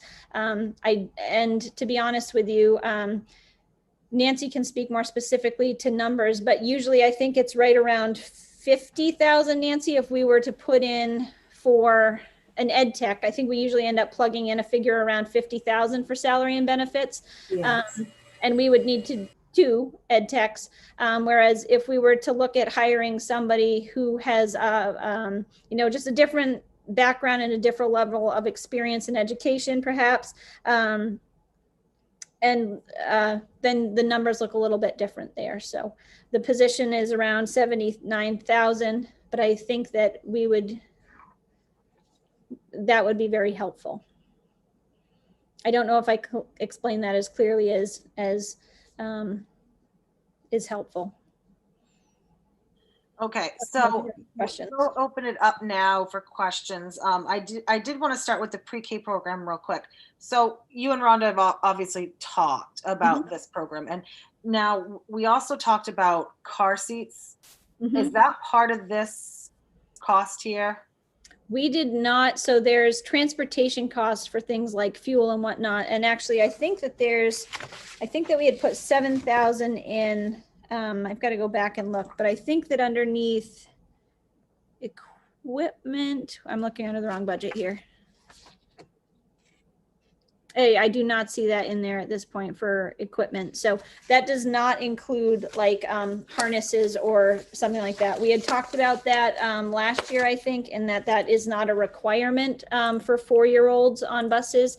And so I don't think that Pematic had included that, and we did not end up including that either. So I would know that's not something that is in this budget. My other question about the paving would be, is there any way we could just do that? How bad is the bus garage parking lot? So Mark can also speak to that. He took some time yesterday to drive over and take a look at that. And so, I mean, we get the buses in and out of there in front of the concrete, the cement slab. There's it's a pretty decent divot. It's a good little ride in the bus as you go over it. But again, like, when I have to ask myself, what are the greatest priorities? We can continue to limp by and handle some of those things. They could be addressed potentially in other ways by filling them in other ways, and something that we address more seriously in like a long-term strategic plan for our building. But Mark, go ahead to add to that. Well, I took a ride over there yesterday afternoon, and I think, like Roger has taken walks out back there. You guys all know I would encourage you to take a ride over there and take a look personally. It's not good. I don't think it's certainly not life-threatening. It's not going to get better. I mean, we're in Maine, things heave. I think there's an opportunity, and that opportunity is going to shade into the next discussion, depending upon where the school board chooses to go. But what I'd hate to see is taking good money and putting it into something that may change. And I think both Jander and I agree it needs to be done, but is now the time to do it? And the reason for that hesitation, if you will, or holding off, is if the board and the community choose to do something with the school. And I think you have to call that question for a couple reasons. The data is showing that you're going to need to go down that road. That school will grow. Regardless of what happens within the AOS, you're going to need that school is an important part, no matter how we're structured. And if those two things happen, I would hate to see us ripping up pavement, or if we're able to fold something in. I've seen it too many times in projects outside of the AOS, and I don't want to throw good money into timing that is not good. you know, if the board or the community chooses not to go down that road, yeah, we've got to do it. The answer to your question in short, Heidi, is you could backfill with some inch minus gravel. There's a lot of things you could do to just hold off. But I think, what is it, January, about 60 grand we talking about? So that's like if you were to consider paving a larger parking lot, and then, so the bus garage section is around 60,000. I would hold off and fold that into either, whether it's a renovation or another project. And January, I don't want to, you and I are on the same page on this, I think, correct? Yeah, I think, you know, like I think Mark said that really well, that if nothing changes over the next couple of years in terms of our building and our grounds and whatnot, then we do need to have conversations about when we address this. If something is going to happen in terms of an addition to the school or rearranging a parking lot, trying to make things more efficient at the school, then I think that it would be a shame to spend $20,000 or $40,000 on paving a parking lot that then in a couple of years gets ripped up. So they are things that need to be on your radar. They're needs that the school has. But if, I mean, I'll be really honest with you and tell you my priorities right now are the pre-K program. I do think that the fire alarm and the power to the boiler, I think that those are not huge asks. I think that those are things that should be considered, but it's not my most important. The special ed teacher, the SUN program, and the nurse's contract, those three things are really the most important, followed by the fire alarm, and then other things afterwards. The portable classroom is one of those things that, I mean, if we had, I don't think we're there yet. I think that we can continue to navigate things in our building right now, but it may be at the cost, if we get too many more kids that move in and whatnot, it could be at the cost of having to ask for another classroom, and having somebody push into classrooms. You are asked a question. I couldn't hear you, Heidi. Yeah, go for it, Jessica. Oh, okay. Well, I had my hand up to say what my priorities, what I felt like were our priorities, which was the pre-K program. Just because with the fall behind that we saw happening with the COVID, you know, like the reading and whatever, my uninformed guess is that a pre-K program would help us get our reading scores. I mean, not this year, but in future years would help us get our some of those scores that we want to get up because it would help prepare the kids. That just seems like such a high priority for us. And then the nurse, that seems like essential. Like we've got to do that. That's the right thing to do. And then the special education teacher seems like really critical. Like those seem like non-negotiable. I mean, I know it's all negotiable, but those seem like very important things that we really need to be finding the money for, even in this strapped time. That's where my head is at, Jessica, as well. I mean, I can prioritize the other things for you, and think that they're important at some level, but those three things I think are those are the things that I would truly propose to you as additional items, as opposed to just discussion items. And just to throw it out there again, your return on investment for dollars spent on pre-K is a 7-to-1 return on investment on average. It's probably the most sound thing you could ever do for kids. Does anybody else have any questions? Yeah, Jessica Bass. I do have a question about the fire alarm and stuff in the gym. Since it is referring to the community building, is there any way that the town can pitch in a half or a share of that at all? Or is it really going to have to fall on the school? So I think that we had a conversation with the town about the tying the boiler in at one point, and I think that they kind of felt like that was our responsibility. I'd have to take a look at, I can't remember exactly the numbers for, because we have those two things in there together as a total of 13,000. And so I can't remember what the breakdown is of which one actually costs how much. I'd have to go back and look through my file. In the end, again, it all comes out of the same pair of pants. Yeah, It's yeah. just which pocket we're taking it from, right? Right. We also have an obligation with our MOU with them as well. There's certain things that we do have to, that states that we have to take care of, and so. Right.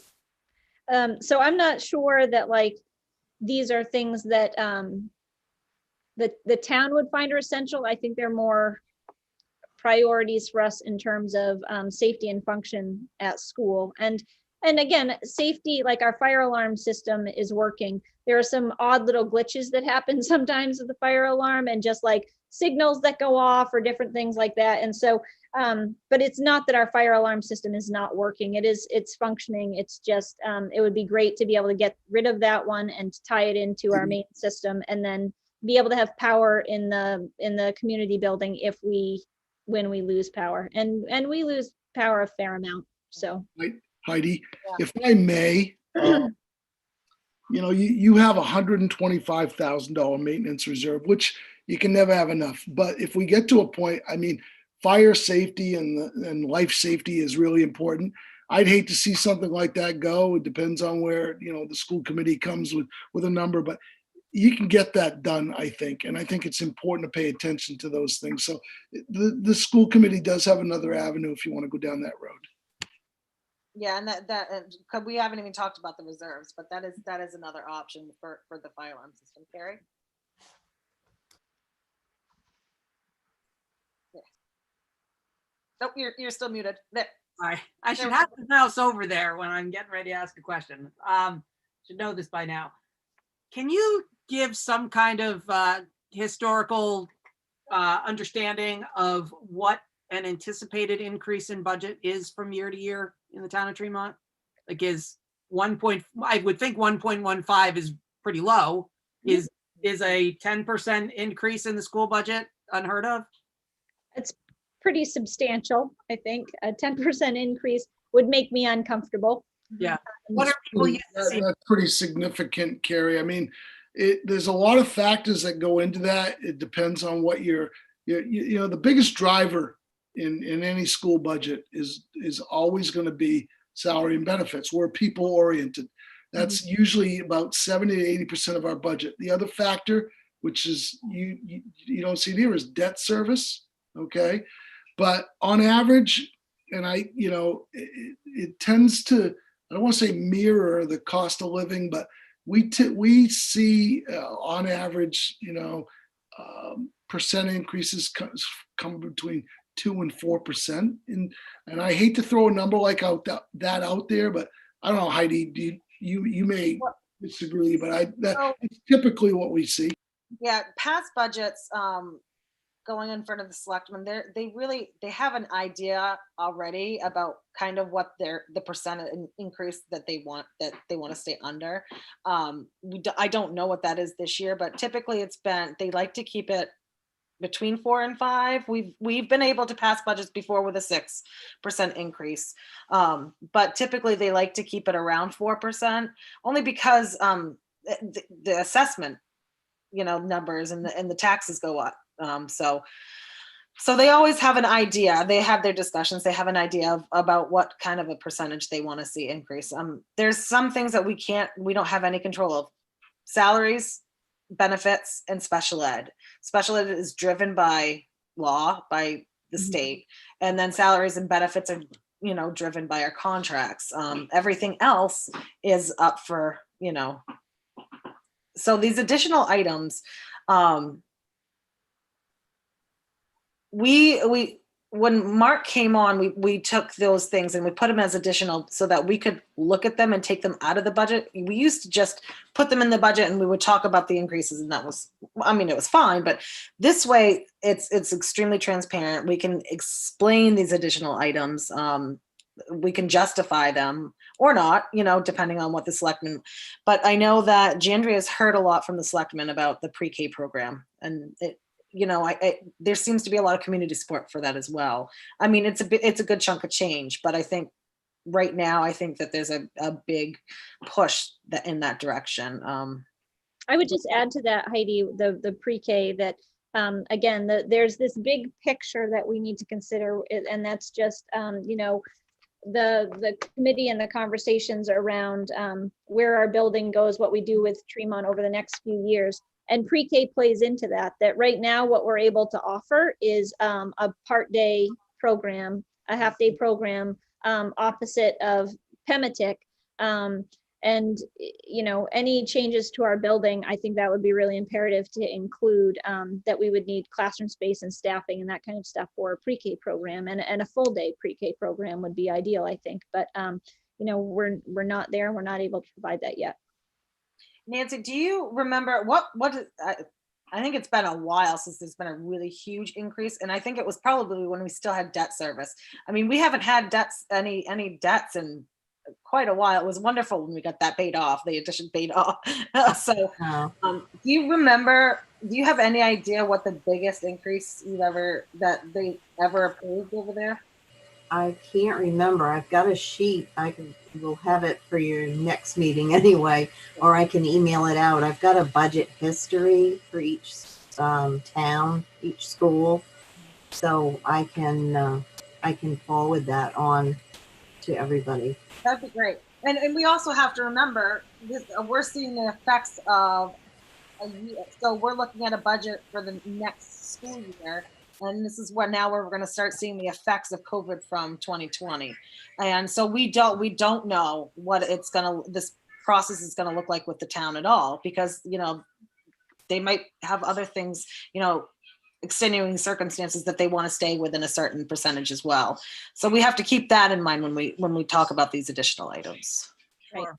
So I do think, like Mark said, oh, sorry, go ahead, Carrie. I was just going to say, it makes a lot of sense to me. I mean, I feel like my priorities line up with Jandria and Jessica, and anybody else has already expressed this, that pre-K and the special ed teacher are the two top priorities, but that would put us up over 6% if we added those two in. I also agree with what Mark was saying about the fire alarm.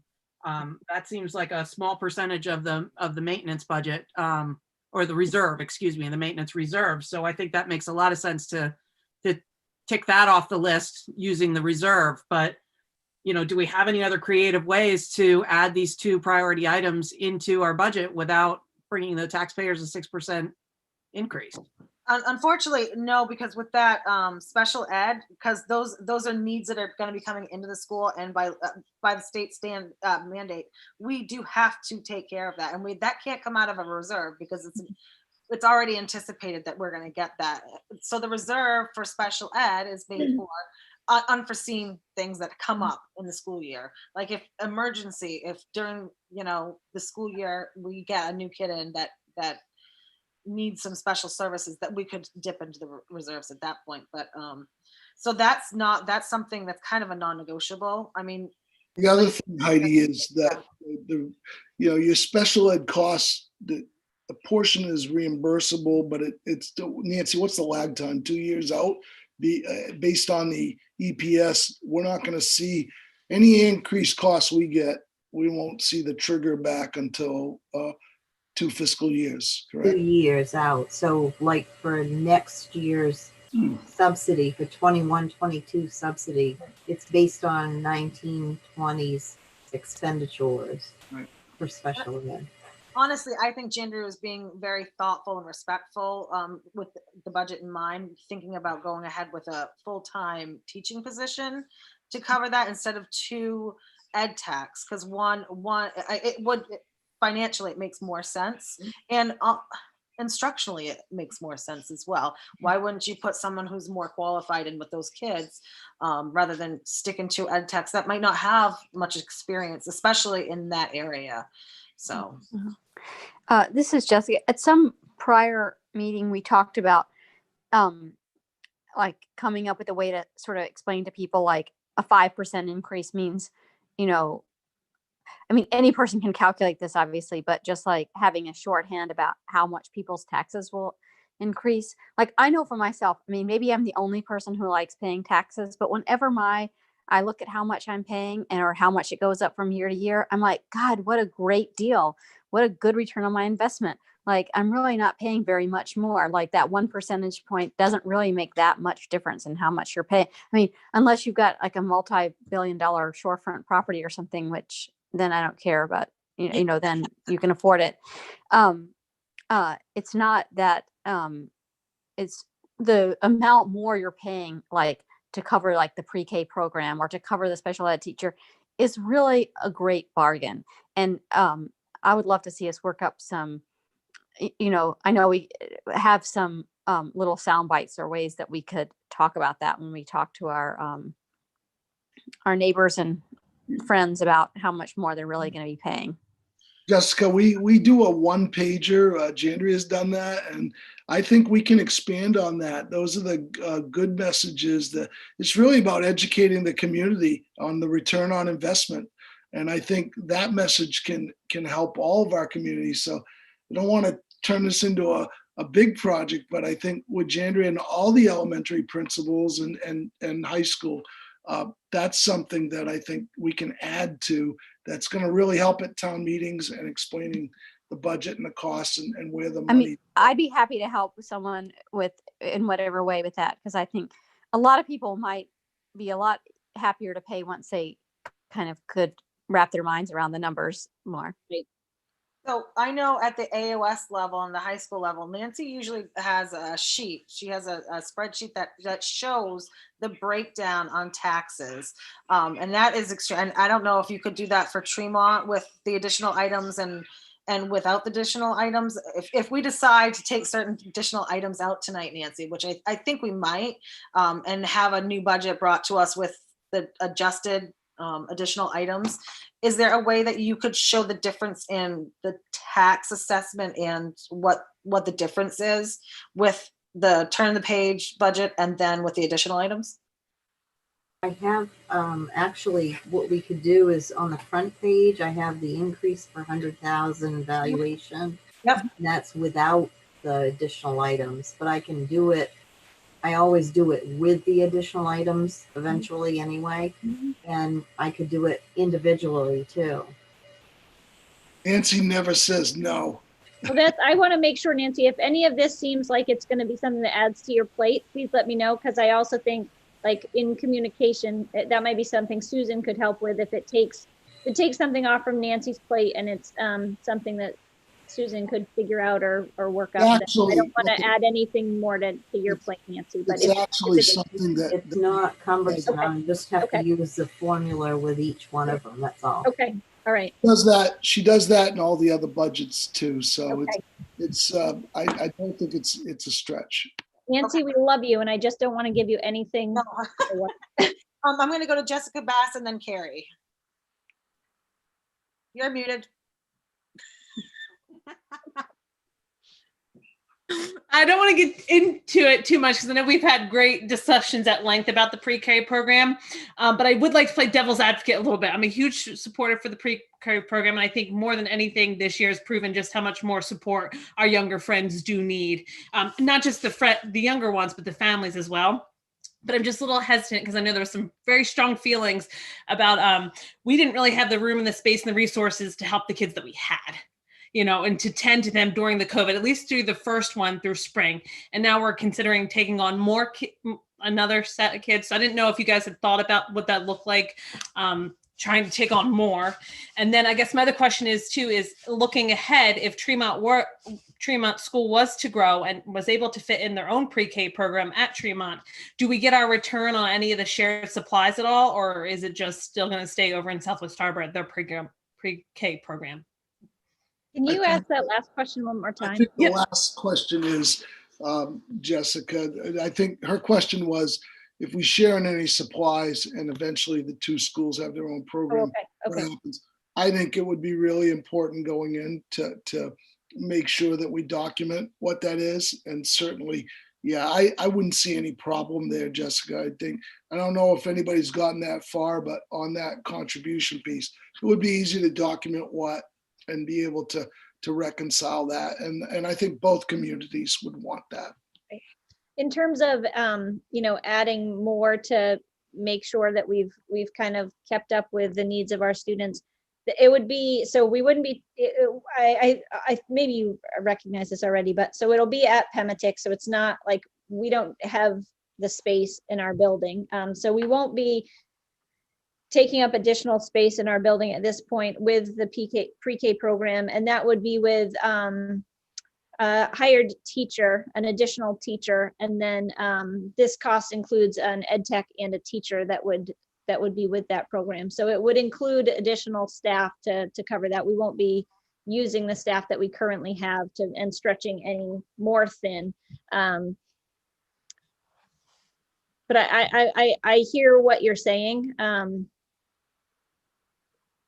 I also think like that there are times where, I mean, there are some times where we have kids come in who can benefit from working across a couple different grade levels. Like they might be super strong in an area, but they might really struggle in another area. And it's helpful to be able to have options in terms of how you place kids. Some kids need a 2-year program. Some kids might only need a 1-year program for certain things.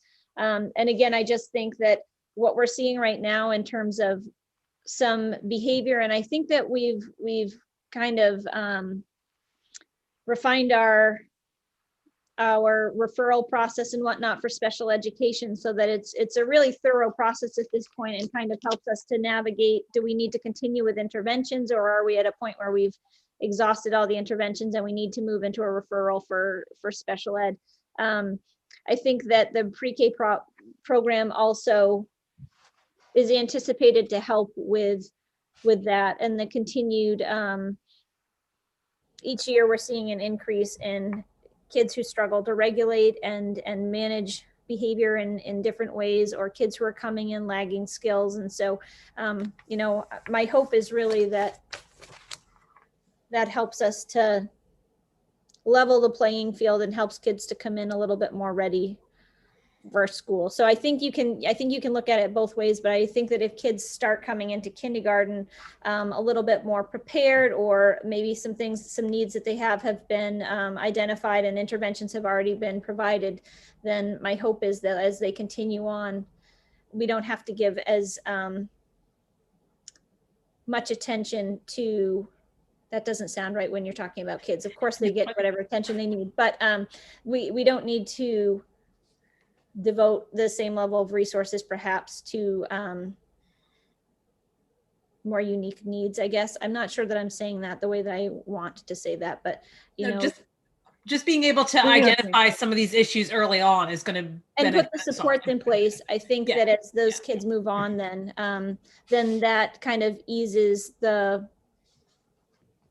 allows teachers to focus more on the instruction that they need to provide to each child at each grade level. That answer your question, Jessica? Yeah. I don't know if that was as articulate as I really wanted to be, but I don't think my question was either, so we're good. So I'll go to Carrie next. Okay, so I apologize in advance because I'm still, I guess, not fully understanding the carryover, but so this can be an easy yes or no answer, and maybe someone could spend some more time with me on that later. But because pre-K was something that we proposed for this current school year and didn't use it, I'm assuming that's a big portion of the saved money. Is there any way to keep some of that on? No, it's not. So it didn't go into the budget this last year. It was an additional item, but those additional items have to be voted on and approved to be rolled into the actual budget. And last year, because of the position we ended up in with COVID, we ended up removing all of our additional items. So pre-K never made it into the budget last year. It was a proposed item to go into the budget, and then as soon as we realized the position we were in, we did not feel like it was the responsible thing to do to move forward. You know, our fiduciary responsibility was, we were crunched at that point, and so we took it out. So pre-K did not make it. Pre-K is not in the carryover at all. And that's why we do these additional items. The additional items are just that. They're not rolled into the budget until we say, yes, we're going to put them in the budget and we vote on it.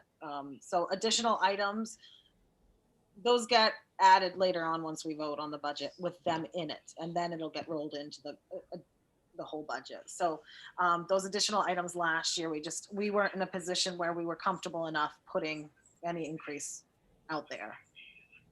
Okay, Does that answer your question? I think so. So there's no way to pay for like half of that pre-K with carryover money. Mm-mm. No, because it's instructional. Correct, Nancy?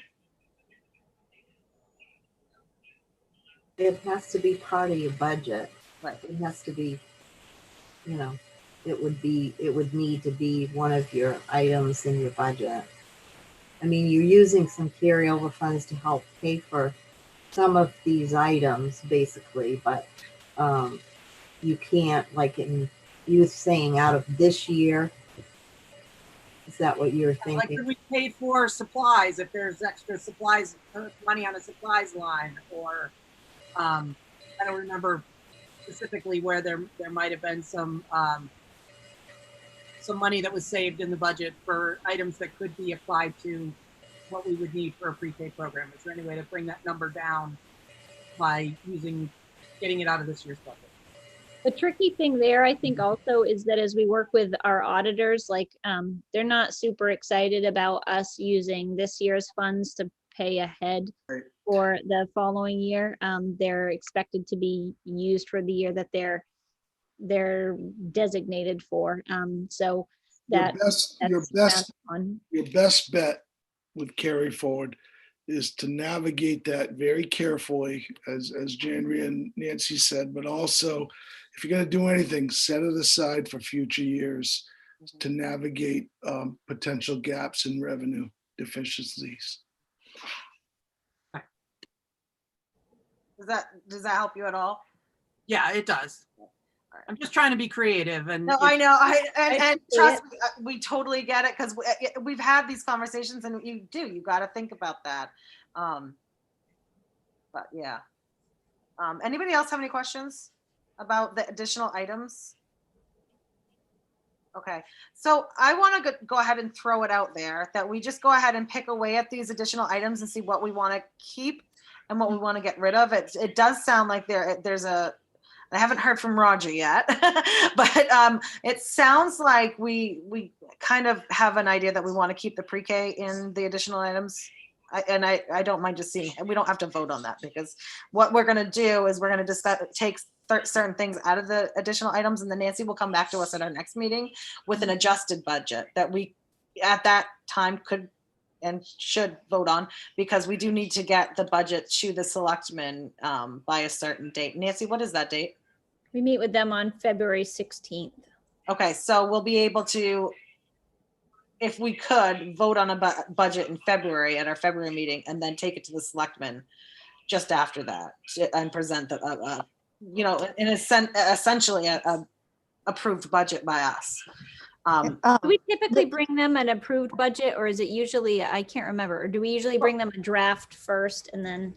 It's usually not a totally finalized budget. You're still Usually in the process. And then usually you get the input from them, and at your next meeting after that, you would be March. voting your final. I feel Well, like the everything this year is off. where we present a potential budget, and then they let us know. Right. Mhm. I forgot about that part. Everything this year is thrown off and off schedule, so I'm way out of the loop, I feel like. Okay. Is it premature to take paving and library flooring off? Yeah, I want to go to Roger because I saw his hand. Oh, okay. Go ahead. Sorry. No, that's fine, Jessica. I was going to suggest the same thing. I'd say we take off the paving.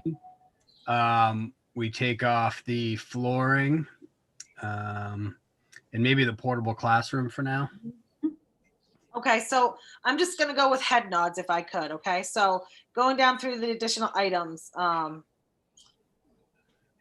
pre-K, do we want to keep that in the budget? Yes, okay, all head nods, wonderful. Okay, paving, I think we could do without, because we can, yeah, we'll go without it. Yep, okay, because we can find additional items somewhere else.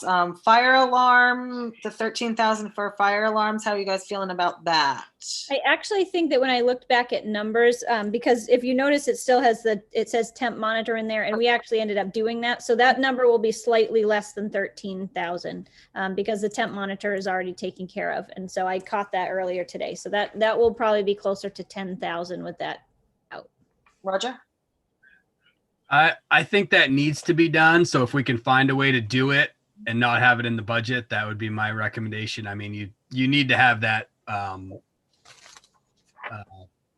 generator hook up to that. I think that's critical. You know, the fire alarm's iffy, but the generator needs to be in there. So what we can do is we could have Jandria figure out the cost from the temp monitor, right? And then take that cost out and keep the fire alarm in the additional items for right now with the adjusted amount, and we can have another discussion about it at next month's meeting. How does that sound, Nancy? Yeah, Nancy? I'm wondering if there might be a possibility in this year of possibly with where we've got a little leeway with the carryover to possibly get some of that done this year so that it wouldn't be in next year's budget. Obviously, it would affect the carryover, but you've got enough leeway, so. I was thinking the same thing, Nancy. And as Marcus said, I mean, if we were to go ahead and move forward with something and then something else significant came up, that's exactly what our reserve is for. You know, if we took care of that and then there was an unexpected cost that came up that was going to draw us over in that area of the budget, then we have the reserve for that. So I think I could work with Mark and with Bob and whatnot to take a look at that and try to figure out how we can navigate that, those items this year. So so why don't we just go ahead and leave that as an additional item for right now, and maybe Jandria, you come back with how you want to present it for next month in the additional items, and see if we can get creative or even take it out. It depending on what you find. Yep, I'll give you more information. That sounds great. All right. Okay, so we're going to go to portable classroom. Anybody interested in keeping that on? Okay. I love the thumbs down. Okay, library flooring. Are we looking at taking that out? Yep. Okay, we'll take that out. And then the additional special ed. So how do you guys feel about the teaching position rather than the 2 ed tech positions? Keep the teaching position. Okay. All right. So we'll keep that on there as well at that cost. Does that sound good? Mm-hmm. Right. All right. So Nancy. The only other question I have, I think, is the nurse contract. That's the only other thing that I'm not sure where people stood on. Right. Yeah, that's a definite, and because there's no dollar amount in the additional items because you put it right in the budget, right? Yeah. We don't know. Excuse me. We don't have the figure for that yet. So I think I'll have to come it's back fair with to you. say that number is going to be less than 10. We'll get a firm number for you working with the hospital, but I don't think it's going to have a significant impact on your budget by considering that. But we can have the information for you for the next meeting. In February. Okay. So we'll keep that on there. So we're going to we'll keep the pre-K program, and we'll keep the fire alarm at an adjusted cost, I'm assuming. And then we'll keep the nursing contract increase and the additional special ed teacher rather than ed techs. Okay, and we'll come back next month and look and see what the increase looks like from there. And because we might be able to look at other places for some of these things. So perfect, great. So I just want to go over the reserves real quick. The reserves are for unexpected costs that happen to come up. You can't use those reserves for things that really need to be in the budget for the upcoming year. So our right now, as it stands, our reserves for maintenance are $125,000. Heidi, you're frozen. So am I really frozen? There you are. Sort of. Okay. You were for a second and your voice had cut out, but I would just add that it's, you know, like if something happened and we expended all of what we had in a certain line item, or in a certain cost center, then we could tap into the reserve, but we really need to spend what's in the budget first. And then if there's an additional need that's unexpected beyond that, then we could use the reserve, but we try not to touch it otherwise. So we have $125,437 in the maintenance. The bus, we put money into that bus account every year. Once it gets to a certain point, we purchase a new bus. And that's really what that reserve is for, the purchase of new buses. That sits at $74,321. And then our special ed reserve account is at 241,516. And I do want to explain to you guys that that's an extremely important reserve to keep a good balance in, because it doesn't take much for in the middle of the school year, if there was a placement, to spend a good portion of that reserve. Special ed costs are very high, and needs can be extremely high.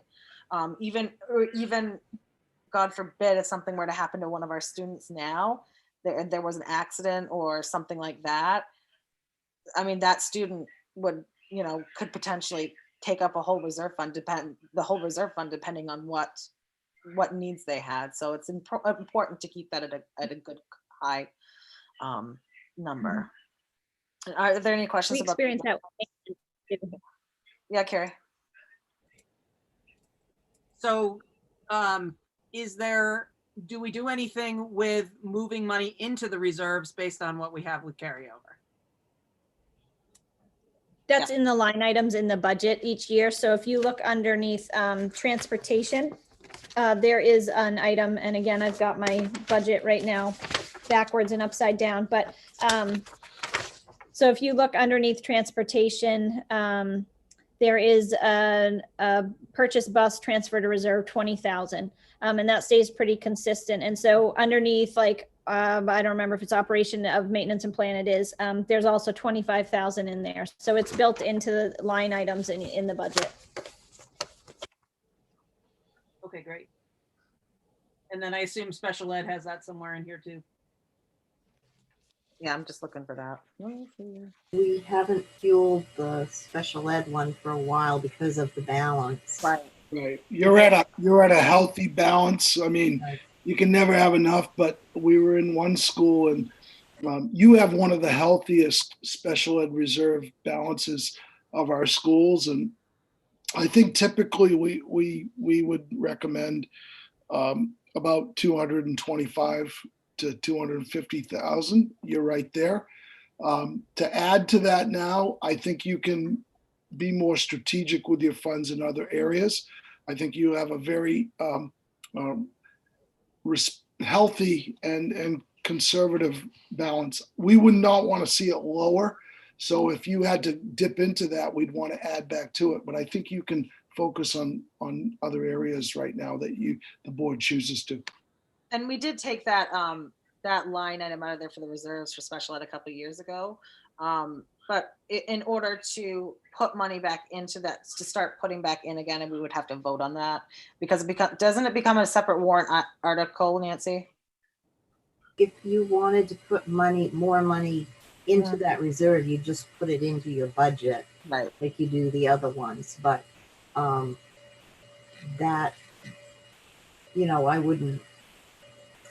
You'd have to get down in balance quite a bit before you would want to start refueling it. Are those reserves? Those are separate warrant articles, aren't they? No, those. You mean when they were established? They were. Right. Yes. Yeah, they were established several years ago, right. And those were separate articles. Any questions? Any other questions about the reserves? Okay, so I think that we can just wrap up the budget discussion from what we had. So everybody, we know what we're going to keep in. We know what we're going to take out. I think we have a good budget to move forward with, or at least a good starting point. We have to have that finalized budget, Nancy, by March, correct? Yeah. Mm-hmm. Okay. All right, great. So I will go ahead and move into the next discussion item, and that's developing a subcommittee to discuss options for Tremont in the future. And I'm looking short and long term. And, you know, I would like to see this subcommittee. I'm thinking, this is the way I thought of it, that we would have 2 K4 and 2 5-8 teachers on the committee. Maybe 2 board members. We cannot have more than 2 board members on a committee because that would be a quorum, and so we would not be able to, and we would have to, so every meeting would have to be official, and we don't want to do that. I would like to have a specials teacher, or definitely special ed involved in that conversation. And I'd like to have a couple members from the community, and maybe if selectmen be part of that. I don't know if you guys want to include anybody else, or have it look any other way, but that's my idea. I don't want it to be a huge amount of people, but I want to be able to bring a lot of different perspectives and thought into it. How do you guys feel about that? Jessica Bass and then Carrie. No, I think you nailed it. I think that's really thoughtful. I like the idea of getting some community members, maybe a couple people who, some older friends who've seen a few changes here in Tremont, that were around for the first round of changes, because I've heard a few stories about that. So and including a selectman is great. So there's just more information getting out to the general public. It doesn't hurt. Carrie? We've got a great resource on our trustees board now. Lawson Wilson from our community is an architect who has worked in sustainable buildings and eco-friendly buildings as an architect in Massachusetts. I hate to volunteer him for more, but maybe if we can get him to get excited about that, he might be a really good resource for any building changes. The only thing about that is that we do have, there's a protocol that we have to go when we're talking about like architecture and stuff like that. What I want this subcommittee to look like, I want it to look a little bit different than the middle school subcommittee. I really want ideas for building and what I don't want to know, I don't want input as to instruction or programs that we can offer, but more about what do we need for space? You know, can we build onto the school? Do we want to build a new school? You know, that's what I want to come out of that subcommittee. I think to give us ideas for the board to look forward to, and have a study done by someone, which we would have to put out to bid, obviously, Mark, because of the cost that looks like. But that's unless anybody has any other ideas about that. I think with those middle school subcommittee, I think there was a lot more detail into the instruction and what education is going to look like, but I'm more interested into what our building is going to offer to the students in the future. If I can just clarify with Lawson, he is not looking to win projects. Okay. Within our school system. Okay. He's one of our trustees from Tremont now. He just joined the high school trustees in the fall, or I guess it was in the spring. Whenever it all feels like a long day, doesn't it? But you know, he's got a lot of knowledge about how buildings work, and I just feel like it could be a good asset for us. So the reason why I want to include 2 middle school and 2 K4 teachers is because they know what their students are going to need for, and then special ed we are strapped for special ed space, especially, and I want to have some idea from special ed as to what we should be offering for them and what space we're going to need. Community members, I think, need to get involved in the conversation, because they're the ones that are going to pay for it in the end. You know, and we might have someone from the community that's on a fixed income, you know, that could really stand behind getting, you know, a new building or an addition, just because the kids are really what's important in this community, because that's the only way this community is going to survive is with the kids. And to offer a future for the kids, a bright future for the kids for education, I think that's the only way we're going to sustain our community. But it's never been a thought in my mind that we would ever lose education in this town, ever. And I want to actually make the education a better experience. But Tremont right now is giving an awesome experience. It's just time. Mark? Well, you know, as I sat and I just listened to the dialogue, I can't tell you how proud I am. You know, before I came, I was fortunate enough to come here in Westbrook, we built a beautiful middle school. And what you folks just outlined is that I think it's right out of the playbook in terms of how you want to build capacity within your community, you know, involving the teachers, involving all levels of people from seniors. And it's really, this should be not just about the school, but about the community. And there are opportunities here. And I've said many, many times to Jandria, we've had conversations about this, regardless of what people may or may not choose to do with a middle level program or any other things, you know, that a district, Tremont will grow. And that school is important to the community. It's in good shape right now, but you're really poised to do something really special. And I think timing is everything. So what you've outlined, Heidi, I think is a great, it's a great process. It's inclusive. And I think one of the most important things outside of having those people on there is to have a representative from the select board or the town. That is crucial. So, you know, I look forward to the work that comes out of this group. Thank you. So what my plan is to send out an email to the staff. I know Ashley McCaslin, the kindergarten teacher, has already reached out. She's very interested in being a part of this conversation. So I'm gonna reach out to the staff, and you know, I don't. If people want to be involved, I'm not going to turn people away. Obviously, these are very unofficial meetings. You know, it's brainstorming. It's bringing a thought or an idea to the board to consider going forward. But I definitely think that, you know, we need that input. And as far as the community, I don't know the best way to reach out to the community for input or people that want to be a part of that. But you know, we can always. I think the media, Heidi. You know, I think it would be good for. Jandria certainly in the newsletter, but I think an interview with you and or the board and Jandria with the Islander would be a good. Reach out to Sarah Hinckley. And also social media. Yeah, I think Sarah. Yeah, I could definitely reach out to Sarah Hinckley about doing some type of little quick op-ed or whatever. Jessica Bass. And I would also reach out to the library and the Tremont Historical Society, because there's some that social media for some of our seniors isn't really their platform. The newspaper definitely, but not Facebook. I'm in that category, Jessica. No judgment, no judgment. I hope to be there one day. How do you guys feel about that subcommittee? I think that you know, I know we're all in a tough time right now with the pandemic, but you know, there's got to be some good that comes out of this, and why not think about the future? What better thing to think about than the future? Because that's a positive thing. You know, I think we all need some positivity and some, I don't know, motivation at this point right now. I think that's what we're lacking, a lot of that right now. So, all right. So if you guys are good with that, I'm gonna reach out to the media. I'll reach out to the staff. And if any of you guys are interested in serving on that committee, if you want to just send me a quick email about that, okay? Because like I said, we can't have more than two. You know, we just can't, because we can't have a quorum. So.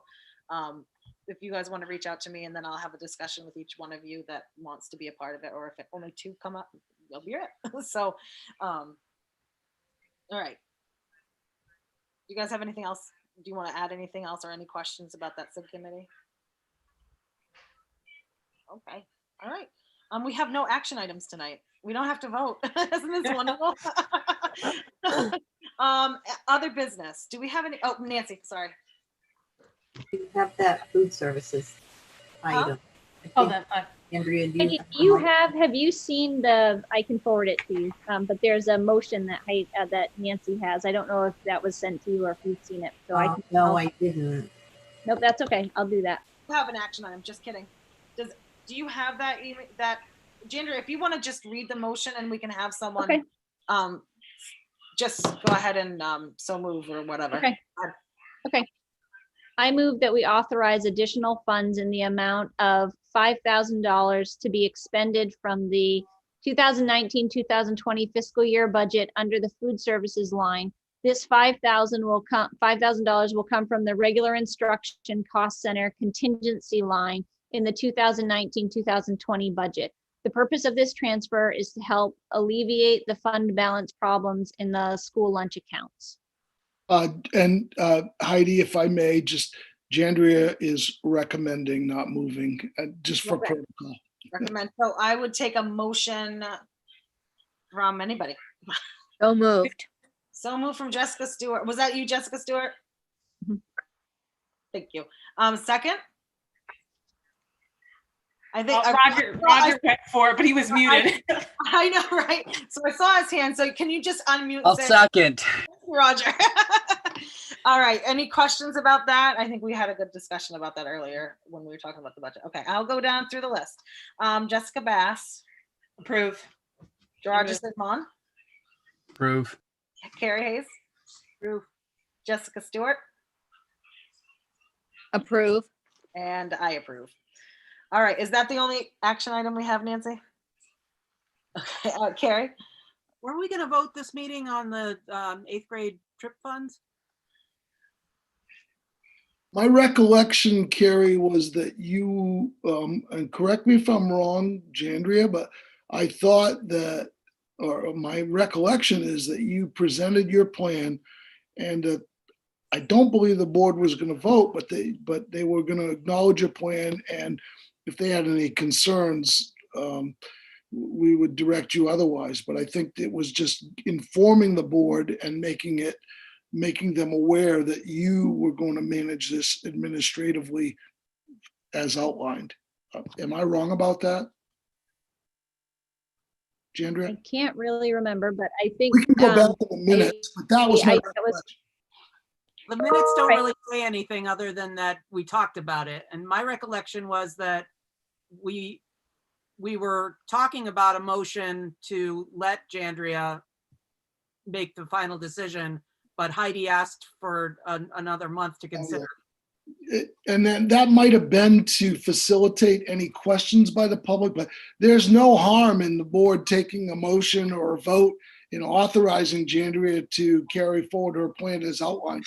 That may have been, you may be correct, Carrie. It may be just, I think Heidi may have wanted to give pause so that if anybody had any questions, they could come back this meeting. But I'm not aware of anybody. They didn't come through my office or through public comment. I don't know about you, Jandria. I did reach out to, I think, Carrie, you might be right, that we were, and I had reached out to the 8th grade families and put that out there to them. I don't know if there's any possibility to arrange some kind of a meeting to where maybe I can get some additional support, but to answer some questions for families, because I think that, I totally understand that no matter what I put out there, I don't think that it's going to appease everybody because it's not a trip to New York City. I think though that there are some questions that people just need answered, and so I don't know if there's a possibility of being able to set up some sort of a meeting to be able to just get those questions answered for them or not. But then I think that we could put this to rest and move forward.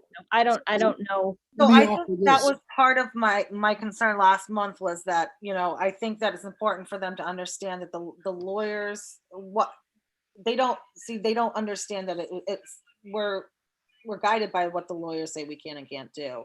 And I don't think that's been presented to them, correct? I've let them know that, we certainly have very clear guidance from the auditors as to what we're able to do here with these funds, and that I can't just like write checks individually. So I've been pretty open. Roger, you can chime in. You're an 8th grade parent. There's just a lot of questions around things like, could the money go towards this, or could the money go towards that, or why can't it go towards this? And I totally get where people are coming from. But my response is typically like, that I'm not the auditor, so I have to help Jandria, if you set up a remote meeting with parents, I'm happy to come attend so that I can say from the superintendent's office through our audits and through our policies, that I can be there to affirm that, and that may take care of it. If not, it could come back to the board the following month for them to take a final review and authorize any action that may need to be taken. I do believe it would be important to provide the information and keep it at the lowest level possible, give people the opportunity to ask questions, and I'm happy to come and support if that helps. I don't think, having our auditors come or having Nancy come, but I mean, if it comes to that, we can do that too. But I think you and I could, given the opportunity, might be able to navigate this. I agree with you, Mark. I think everybody, probably parents and students included, would like to be able to put this behind us sooner rather than later. But I think that it's not our money, and we know that it's Right. not our money, but we are entrusted with those funds, and we have certain parameters that we have to follow, that we don't get to decide those parameters. And I think that's an important thing to do, to make sure. And by the way, just so the boards know, a stone's throw away, we have the same, well, it's more than a stone's throw, right, Nancy? We have the same issue on Swans Island right now. I shouldn't say issue, but question. And so this is not just Tremont. Other schools are having the same question. And so we're working with our auditors, and I think we have the same process going over there. And so Roger? happy to help in any way. Would it save a little time to sort of consolidate that and have an 8th grade meeting district-wide? Roger, that's a great point, because I brought up, and Jandria had chime in, but we really need to sit down and talk about, I don't think a policy, but a procedure that will support our administrators in navigating this. We've learned some things over COVID. And the reason I say procedure is we have to make changes. The administrators can make it. If it becomes something that the boards or communities don't feel appropriate, you can certainly make a policy, but the procedures allow for continuity, and it doesn't take away the autonomy of communities, Tremont, special trips, and things that are unique. So I know that's on their radar for the elementary principals. Jandria, I don't know if you want to add to that. Yeah, no, I think I probably have been the person to continue to beat a dead horse around this and try to get us to, like, we're only a few months away from having to figure this out for this year's 8th graders. And so I'd really like to not be dealing with 2 8th grade classes at the same time trying to figure this out. I'd love to be able to make everybody happy, and that's hard for me to not be able to do that. And I think that the 8th grade parents of last year have been incredibly, they've been supportive and understanding. It's just hard, I think, because it's so many people removed. So it's like from the auditors to Nancy, to me, to the board, to the 8th grade parents. And so I think that it's hard because I agree with you, Mark. I don't think that we need to bring Nancy and the auditors in to sit down and have this conversation, but I think that they need to be able to ask some questions, and they need to be able to just kind of process this a little bit and even be heard a little bit, I think. So I'll work with you, Mark, to be able to figure out kind of next best steps. And then I mean, I'm going to ask that soon we just make a decision, or that I make a decision, whoever makes a decision, so that we can, so that I don't have to juggle two. And then maybe this helps to give some guidance to some other schools as well. I'm not sure, but I've got to be able to move on soon, and the parents do, and the kids do too, but I need to be able to think about this year's 8th graders here too. This is Jessica. I would just love for us to be able to authorize Jandria to do whatever, and so that we can All the time, do whatever all the time. Yes. Yes, I agree. yes, Yes. absolutely. You can be the president. You can do whatever all the time, Jandria. I'm 100% for that. But specifically about the 8th grade trip, so we can, I think we're all like to move on from that unfortunate situation. I can I just echo that. I think Roger's idea, having a district meeting would be great. Having all the administrators come together on one platform. I think it shows solidarity across the district, and it also helps you guys to have support as well. I think that's really important, because all the schools at some point are going to deal with this, and I know they have, but some not as the urgency of dealing with it doesn't seem as critical to other schools as it does to some. And I think that would be great for the whole district to get together as administrators. Hold on just a second, Carrie, because Jessica Bass's hand was up first. And then I'll go to you, Carrie. Yeah, I was just going to kind of mirror what Jessica said. My only hesitation, like, yes, Mrs. True, go for it. But I remember the first couple conversations we had, it was more of you needed guidance as well. And are you feeling like you have the guidance and support? Because I feel like the first time we had this conversation about it, it was the lack of like, okay, I don't even know what to do. What are some thoughts here? And now that you've had a chance to talk to the auditors and you, like you said, you beat it with it, it's beaten. Are you feeling like you have the backing to go ahead and make that decision when the time comes, or are you still feeling like you need I do think so, but I think that the parents need an opportunity to ask some questions and be heard. Is what I really think. I mean, I have a tremendous faith in these families, and I know that, like, you know, they'll eventually accept whatever is put out there, and they'll do that. They've been super respectful and whatnot. But I think that it's just like, it's hard to swallow, and it's hard to figure out, like, if something is educationally sound, well, why doesn't that apply here? Why can't it go towards, scholarships for kids when we're an educational organization, or those kinds of things? And so I think they need to have some of those questions answered so that they can understand and be able to accept whatever the proposal is. And so I think that, I wonder a little bit, like, if district-wide 8th grade meeting could be a lot, but I think that if we can address, like, at Tremont specific situation, but look ahead to next year, and it might be worthwhile for us to consider, like, how do we doing something that is more all-encompassing as we look ahead to this year's 8th grade class, and planning ahead for that.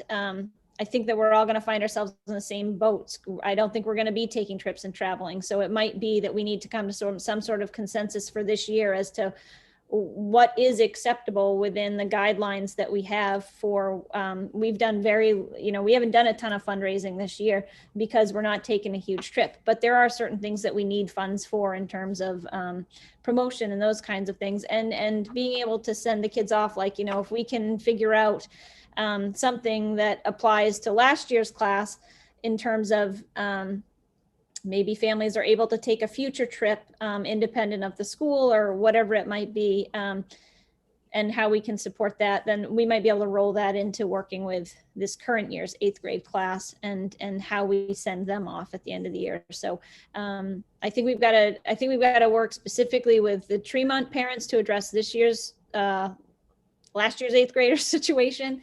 And then I think that I do think we have to, as an administrative team, we have to tackle what's coming up, because I really don't want to be sitting in the same situation again next year. I think before I go to Carrie, it's going to go Carrie and then Roger. But before I do that, I do think that you do have an answer. The lawyer said that money is raised for a class trip, and that's what it's earmarked for. And I think that really is pretty much cut and dry. I mean, people, they raise money, people contribute knowing that it's going to a fund for the kids to go on a trip together. And I think we have to be very clear about that. And I think that they will understand that, that's just the way it is. I mean, that's the way the rules are written when it comes to budgets and what that money's earmarked for. And that is your answer, as far as, and I'm all for, having a vote tonight to let you, make the decisions you need to make.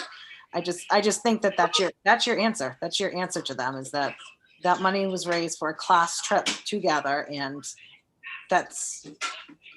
unfortunately, that's the way it is. So I'm going to go, I just wanted to put that out there. Carrie?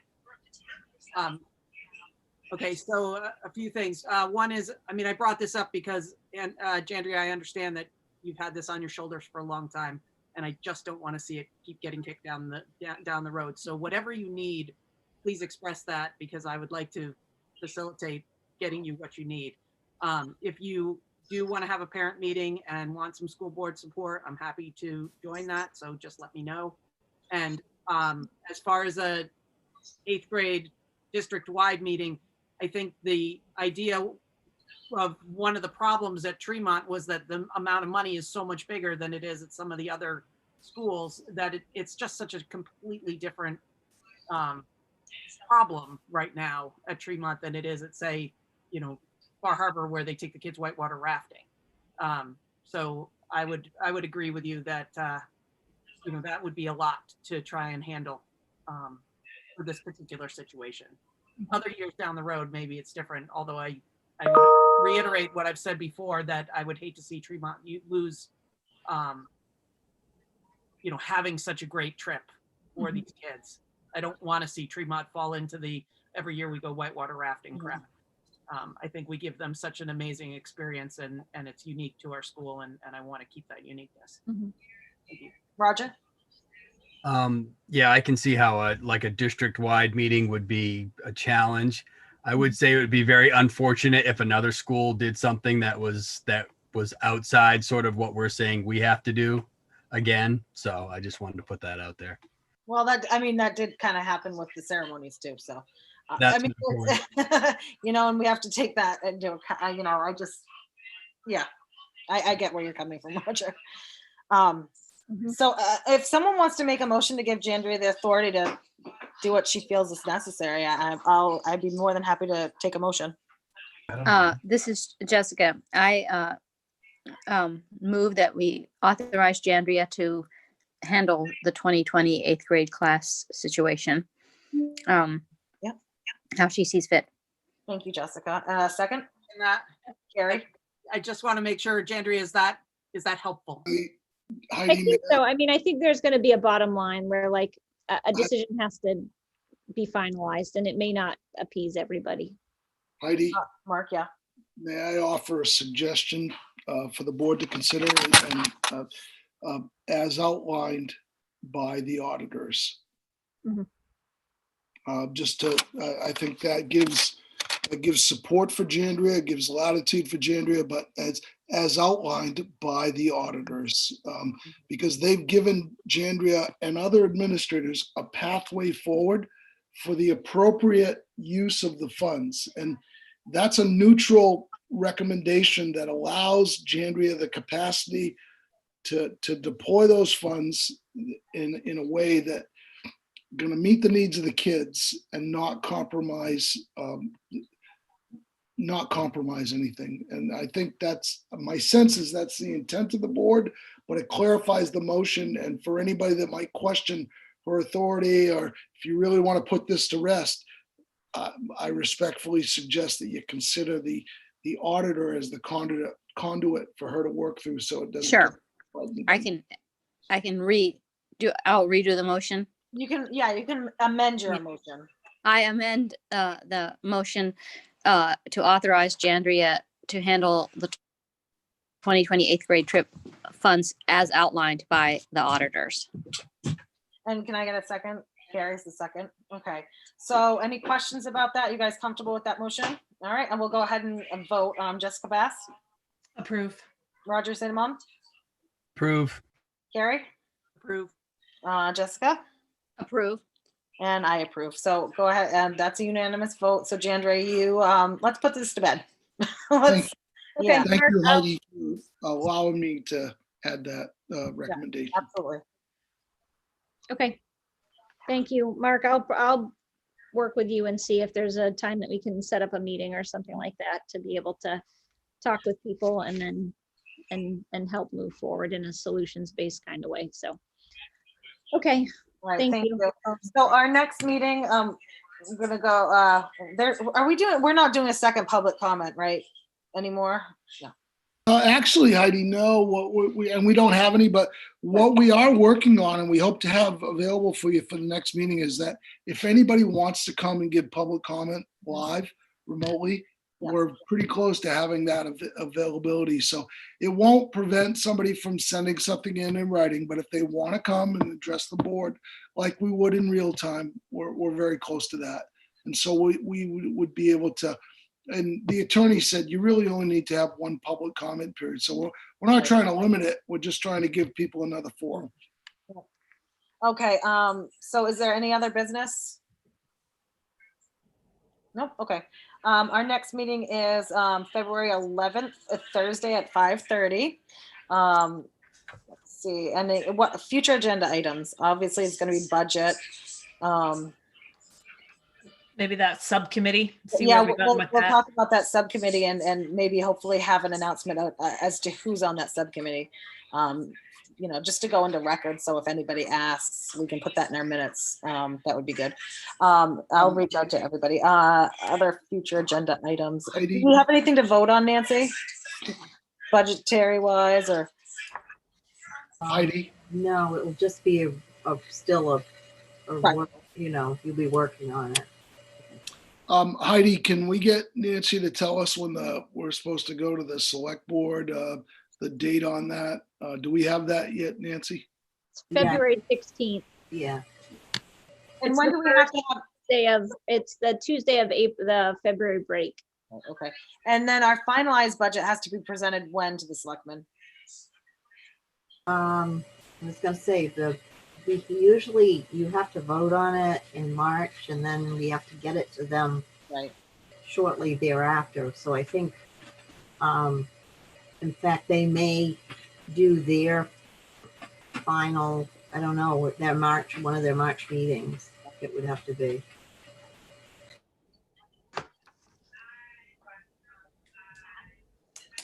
Okay, any other comments from you guys or anything like that?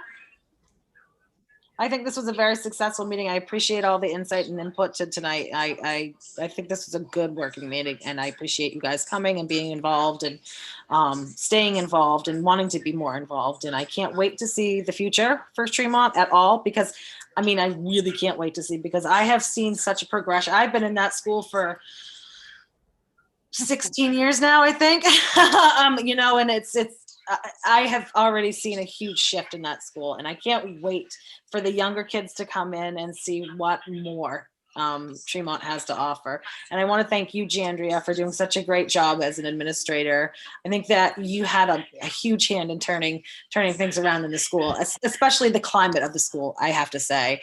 Mark, thank you for your leadership. I appreciate that. And Nancy, nobody can ever give you enough kudos or credit, because you are truly an amazing person, and we appreciate you so very much. So thank you.